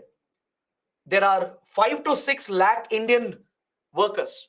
That is half the country's native population is from Indian immigrant workers. That is the kind of strength and presence our community has across this region, right? Even in Yemen, in Oman, in Saudi Arabia, in Iran and Syria as well, we had a lot of Indians. Of course, the region is hit by conflicts. Today, we don't have many Indians in Yemen and Syria because of the civil war which broke out a few years ago, right? So there are almost 10 million Indians here, and most of them are blue collar workers. I hope you understand the difference between white collar workers and blue collar workers. Again, an economy concept, right? White collar jobs, blue collar jobs. White collar refers to professional jobs where high skills, high education is needed. Like, for example, software engineers, doctors, lawyers, right? Financial experts. That requires high degrees, high level of education, high skill set. Those are high paying jobs. Those are called white collar jobs. Blue collar is the opposite. People with limited education. They might have just studied up to 10th or 12th. They wouldn't have completed their education at all. They would have dropped out of graduation. They will have basic skills. They are semi-skilled. So such semi-skilled labor that performs manual labor, they are called blue collar workers. Most of the Indians here, majority of them are blue collared workers. They work in various key sectors like oil industry, construction, hospitality. In a way, our workers have become the backbone of their economies. You take Qatar, for example, right? The recent FIFA World Cup that Qatar organized, it was possible because of Indian workers. Majority of the workers who worked on all the infrastructure in Qatar were Indian workers. So their hospitality industry, their resorts, their hospitals, their hotels, their even schools, right? They will not function without Indian workers. Even their oil industry, their construction, real estate industry, they're all heavily dependent on Indian workers. But the problem is our workers, our people face many issues in West Asia. One big concern is they get caught in conflict zones. Please understand, West Asia is very, very volatile. There is rampant terrorism and radicalism across the region, which is state-sponsored. Multiple countries are involved in sponsoring radicalism and terrorism. From Saudi Arabia to Iran to Qatar to Israel, all these countries are involved in terror activities. They are sponsoring terror groups and radical groups for their geopolitics.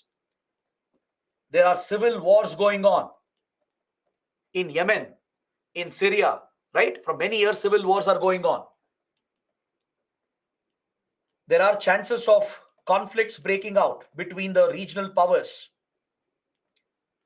There is a possibility of an Iran-Israel war. Until recently, tensions were very high between Saudi Arabia and Iran. There is a possibility of a US-Iran conflict. So there are extreme tensions in this region with possibility of war and conflict. So in these conflict zones, Indians might get trapped. There have been many instances where Indian workers had to be rescued and evacuated by India because the government is responsible for their safety and well-being. Remember, I had explained this in the very first class that the Indian community abroad, they are acting as our cultural ambassadors. They are promoting our culture, promoting our influence. They give us leverage in foreign policy. They help us influence foreign governments and foreign public opinion. They help in turning opinion in favor of India in foreign countries. So they are helping Indian diplomacy, playing a critical role in Indian foreign policy. That is why Prime Minister Modi and even previous prime ministers have closely worked and engaged with the Indian diaspora and the Indian community. The Indian missions, the embassies, consulates, high commissions, they closely work with Indian community leaders and the diaspora members to maintain close contacts with them, because many of them are very influential. They will be very rich businessmen running big enterprises. There will be politicians who are part of the government, key officials would be of Indian origin. So working with them, using their support and influence can help our foreign policy. It can help in shaping the opinion of foreign governments and the foreign public opinion. Along with that, they are supporting our economy by sending remittances. West Asia especially is the biggest source of remittance to India. Do you know, India has started receiving the world's largest remittance inflow. In the last 2 years, we have overtaken China as well. Indian diaspora has beaten Chinese diaspora, and we are getting the world's largest remittance inflow from around the world. Any idea what could be the number? Can you take a guess? Very good. It has crossed $100 billion. Every year we are getting more than $100 billion from our diaspora around the world. And 50% of it is coming from West Asia. More than 50 billion in remittances is coming from West Asian countries alone. The rest 50% is coming from diaspora in all other countries. So it explains how important West Asia is. It is crucial for our economy to bridge our current account deficit. Got it? We have to ensure their safety, well-being. They get caught in conflict zones. They face many issues with their employers and foreign governments. They face visa-related problems. Many times the blue-collared workers are duped. They are duped by middlemen, human traffickers. Many times Indians are trafficked, smuggled illegally. They are given the fake promises of jobs. These middlemen collect money from them and they send them on fake documents, and they get caught in those countries. Women and children especially are at risk.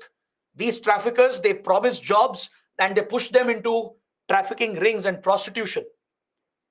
Is that clear? They face sexual abuse as well. There are cases where Indian workers marry Indian women. They come back to their families, they marry someone here. They go back and sell their wives to trafficking rings and prostitution rings. Such scandals have happened. Is that clear? So our workers, our people here, they face many challenges. Along with being duped by middlemen in the name of jobs, along with losing money, they might get trapped, they might get arrested, they might get pushed into several illegal activities as well.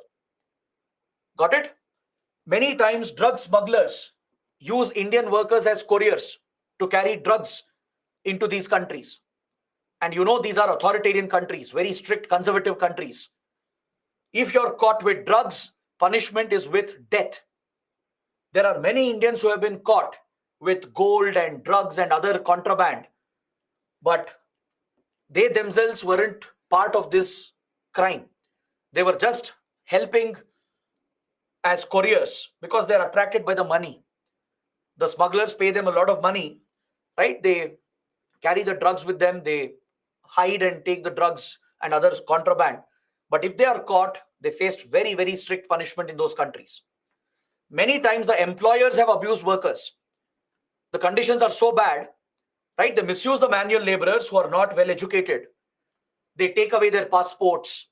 They don't pay them salaries properly. They don't give them good living conditions. They don't even give them social security like insurance, pension, etc. Like this, they face many problems here. So ensuring their safety and well-being is the responsibility of the Indian government.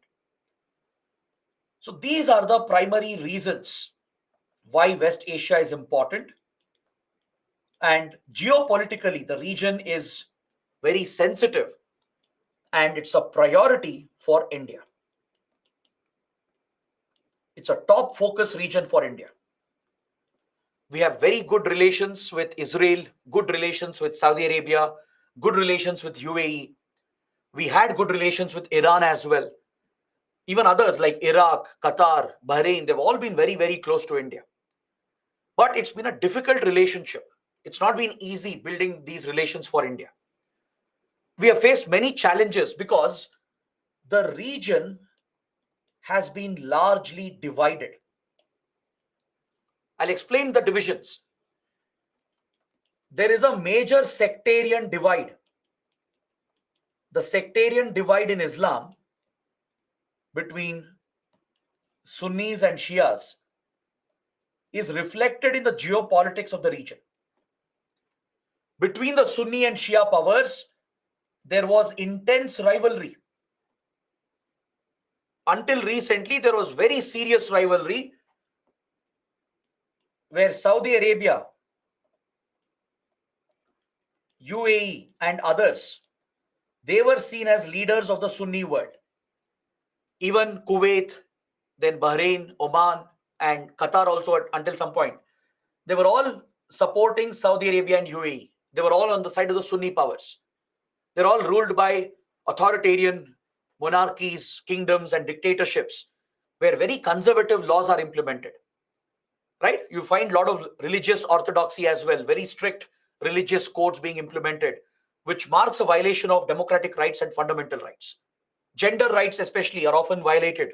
Right? So this does become a challenge for us. On the other hand, we have Shia powers led by Iran, Syria, Lebanon, and others. So there has been a lot of rivalry between them. These countries have waged many covert wars against each other. For example, Saudi Arabia and some of its allies like Israel, United States, they've all been aligned together because they have a common rival, which has been Iran. So these countries have played a role in destabilizing countries like Syria. The civil war in Syria was sponsored by external powers like Israel, US, Saudi Arabia, and others. They wanted to remove the Syrian president, Bashar al-Assad, who is very close to Iran. The Syrian president Assad, he belongs to the Alawite sect, which is a subsect of Shia Islam. So the Assad family has always been very close to Iran, which is a Shia power. So Iran and Syria, they have worked together to target Israel over the Palestine issue. The Israel-Palestine issue has been a long-standing conflict of the region. Initially from 1948 till 1970s, all the Arab countries were united in opposing Israel. All Arab states had united from 1948 to 1970s to oppose Israel and support Palestine. They had forgotten the Sunni-Shia divide. They worked together. Saudi Arabia, Iran, others, they would all work together to target Israel and support Palestinian groups to fight for their independence. Because Israel illegally took away Palestinian rights. It snatched away Palestinian rights. So during this period, all the Arab countries together supported Israel, together targeted Israel and supported the Palestinian cause. But later, geopolitics started changing. After 1970s, the US became a close ally of some Arab states like Saudi Arabia and United Arab Emirates. They got aligned together. With their alignment, they started working secretly with Israel as well. They formed a nexus because they had a common enemy in the form of Iran,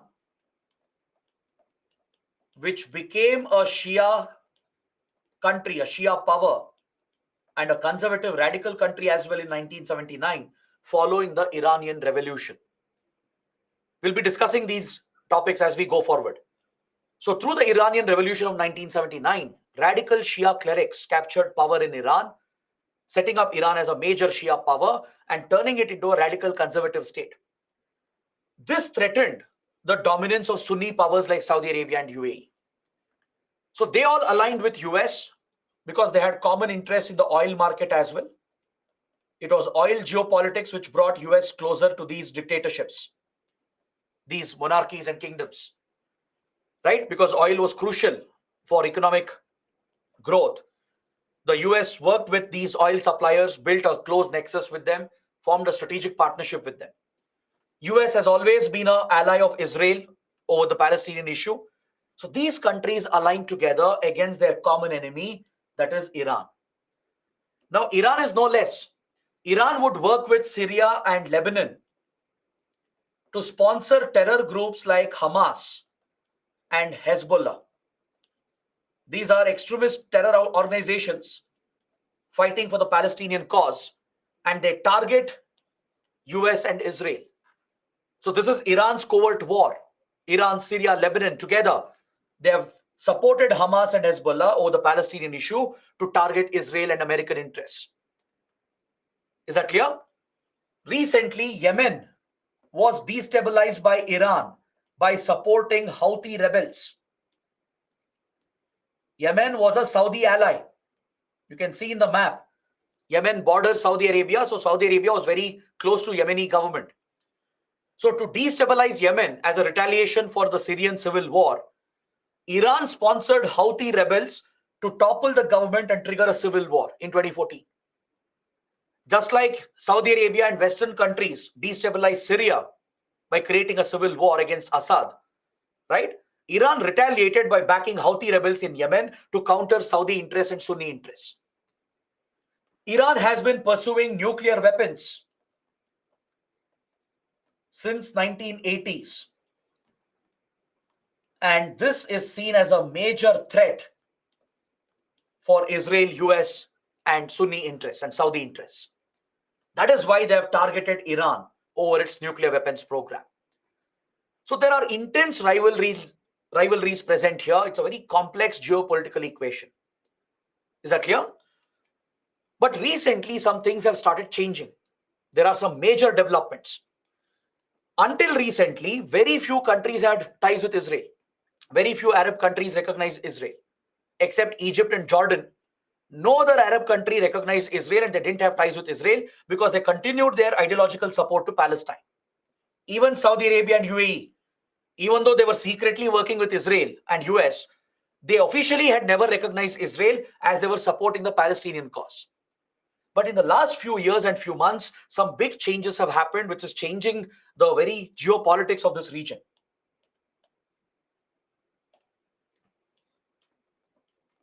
In 2020,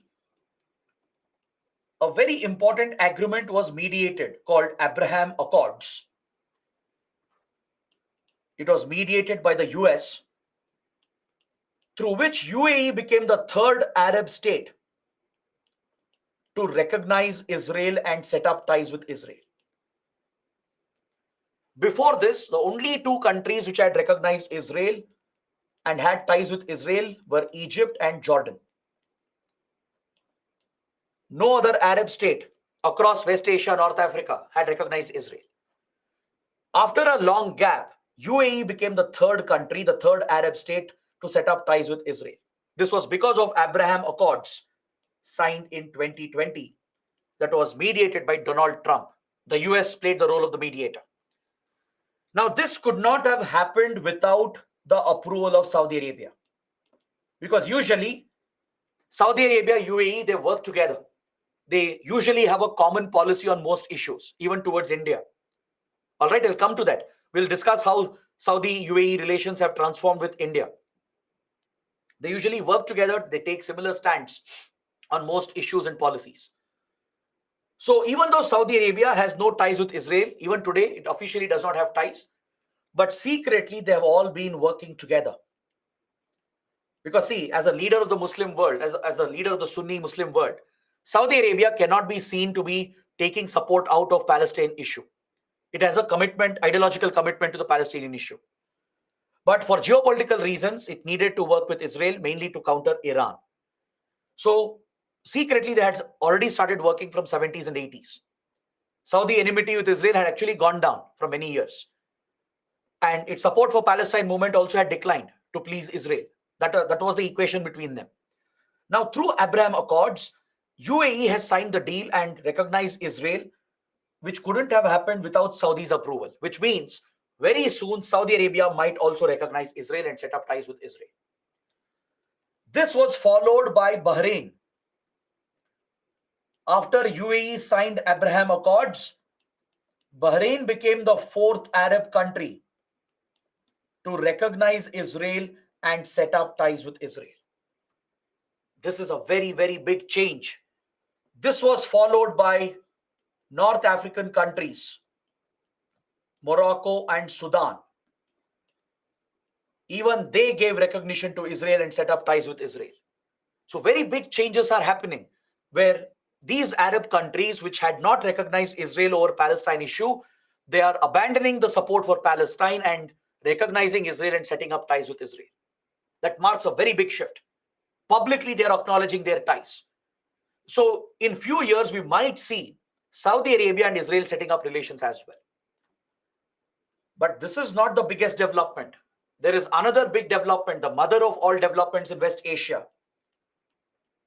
Recently, a deal has been worked out between Iran and Saudi Arabia.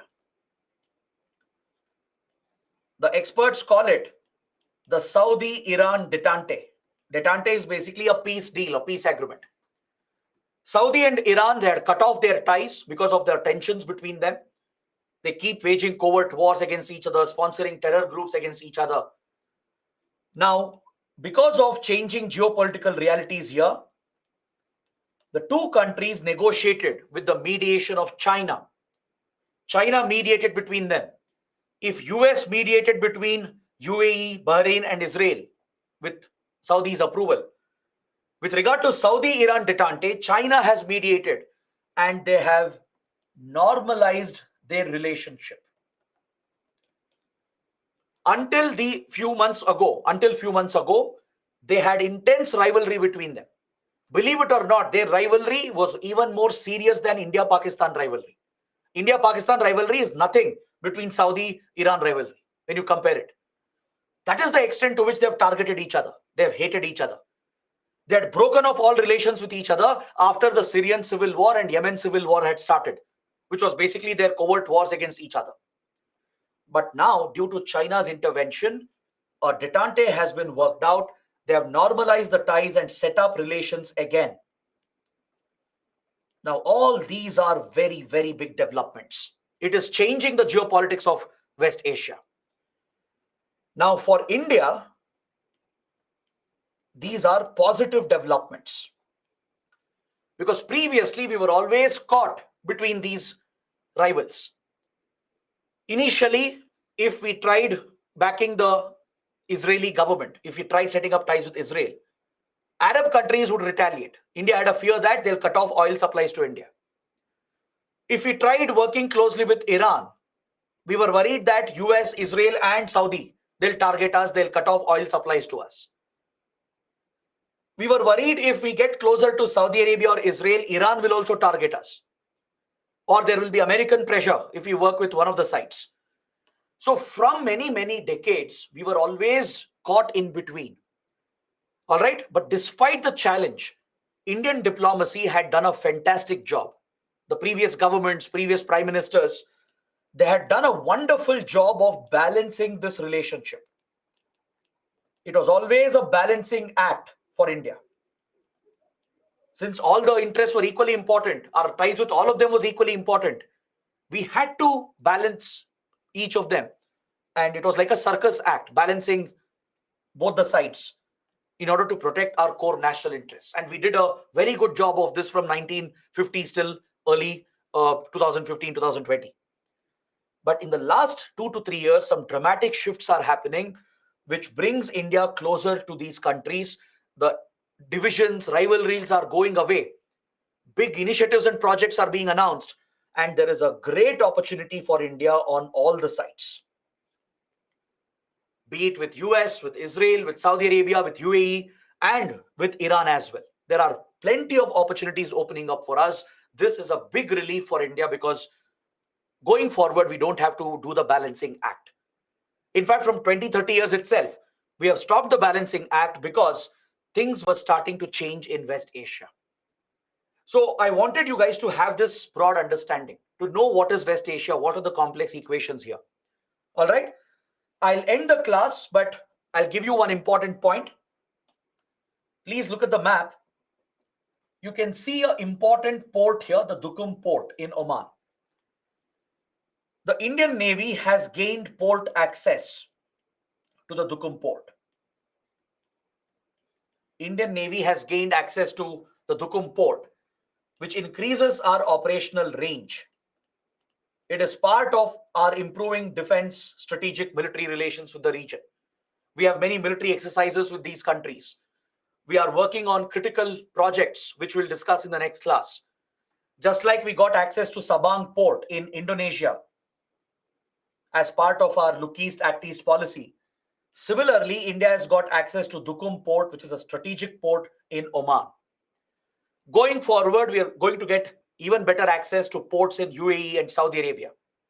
You all know the corridor which has been announced at G20, the India, Middle East, Europe Economic Corridor.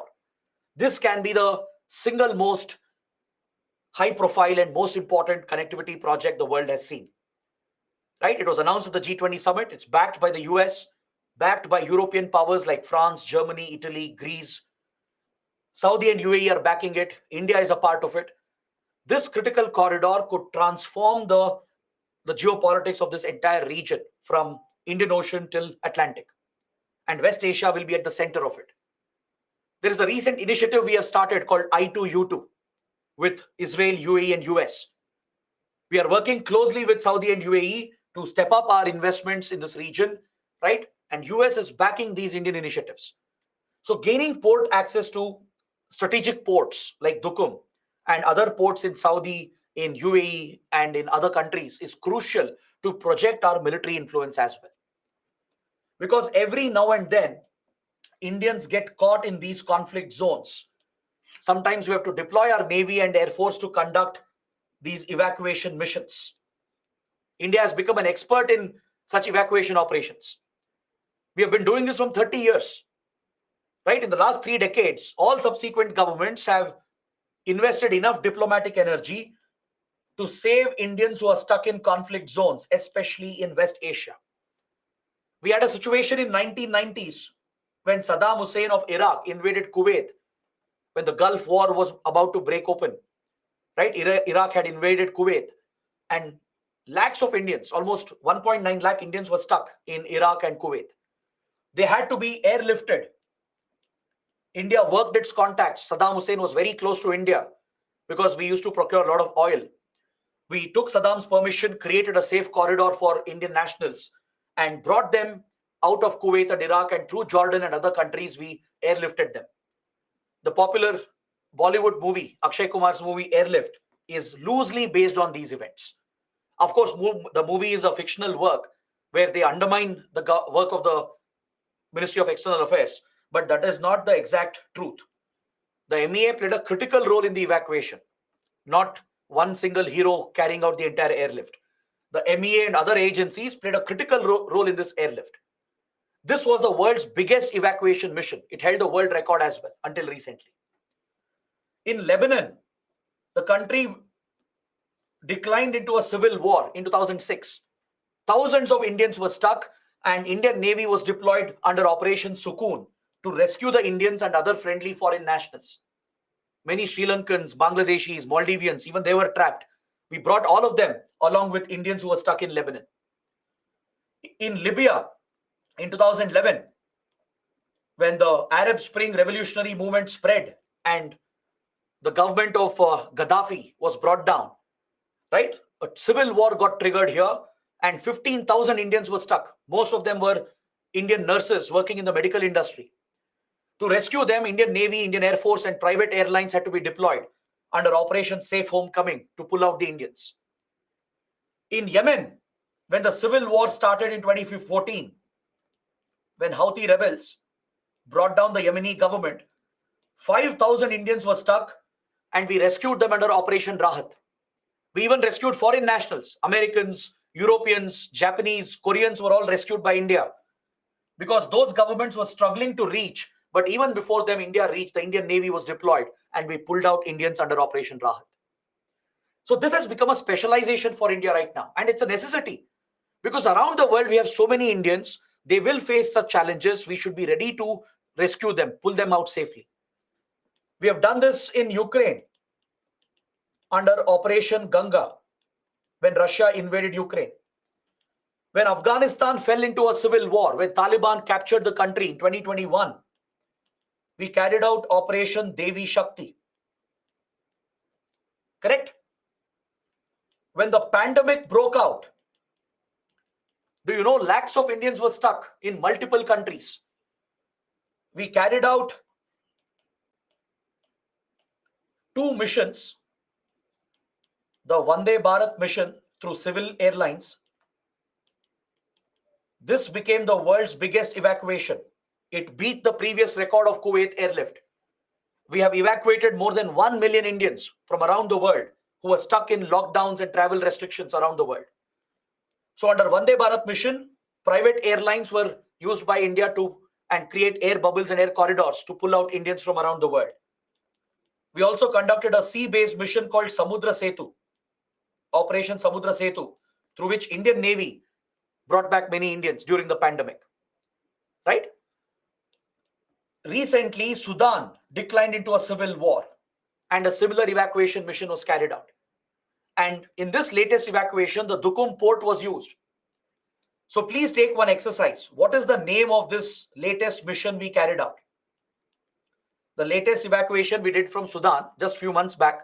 What was the code name that was given to it? Find out and let me know in the next class. That's why these port access facilities are important. When Sudan declined into civil war, luckily Indian naval ships were already present at Dukum and near Suez Canal. Both of them were immediately diverted to Jeddah in Saudi Arabia, and we used our diplomatic contacts. Because when such conflicts are going on, it's not just about sending your ships and aircrafts, it's about getting the approvals and permissions, ensuring the safety of the movement of the people. Right? There could be terrorists, there could be rebels or government forces who might target our ships and vessels and aircrafts. So we have to work with them, build contacts with them, use our influence to get permissions and safely bring out Indians from there. It's a logistical nightmare. It's not easy to rescue so many people, right? No country can do that, but India has done it repeatedly in the last 30 years. So this is the last point I wanted to make. With this, I will end the class. I see that many of you have already given the answer. Very good. The rescue mission from Sudan was called Operation Kaveri. That was the code name for the evacuation from Sudan. All right, so let's stop here. Tomorrow, we'll finish all the 4 countries in West Asia. We'll also look at Central Asia as well, and we'll continue this on Saturday to wrap up all the remaining small topics. So I hope it's been a good session. I hope you guys have understood everything. Let's wrap up for today. Tomorrow, we'll meet again, and we'll try to complete as much as possible. Rest, we can finish it on Saturday. I'll just take a look at the questions if there are any doubts which I have not answered. Vaishna is asking difference between RCEP and IPEF. Don't worry, I'll take it up tomorrow. Or better, we'll do it on Saturday. In the doubt session, let's discuss this. Please drop a mail. RCEP and IPEF. I'll discuss the comparison. We'll compare the two and we'll discuss what IPEF is. Why Singapore was not invited back to Malabar exercise? Because one, Singapore is concerned. Singapore has a lot of dependency on China. It doesn't want to trigger China unnecessarily. Plus, Malabar was more about the 4 large democracies. So Singapore was left out and the other 4 countries are part of it. All right. So guys, these are the questions. I hope it was another good, interesting session. Do let me know how it went. Let's catch up tomorrow. Till then, take care. Have a good night.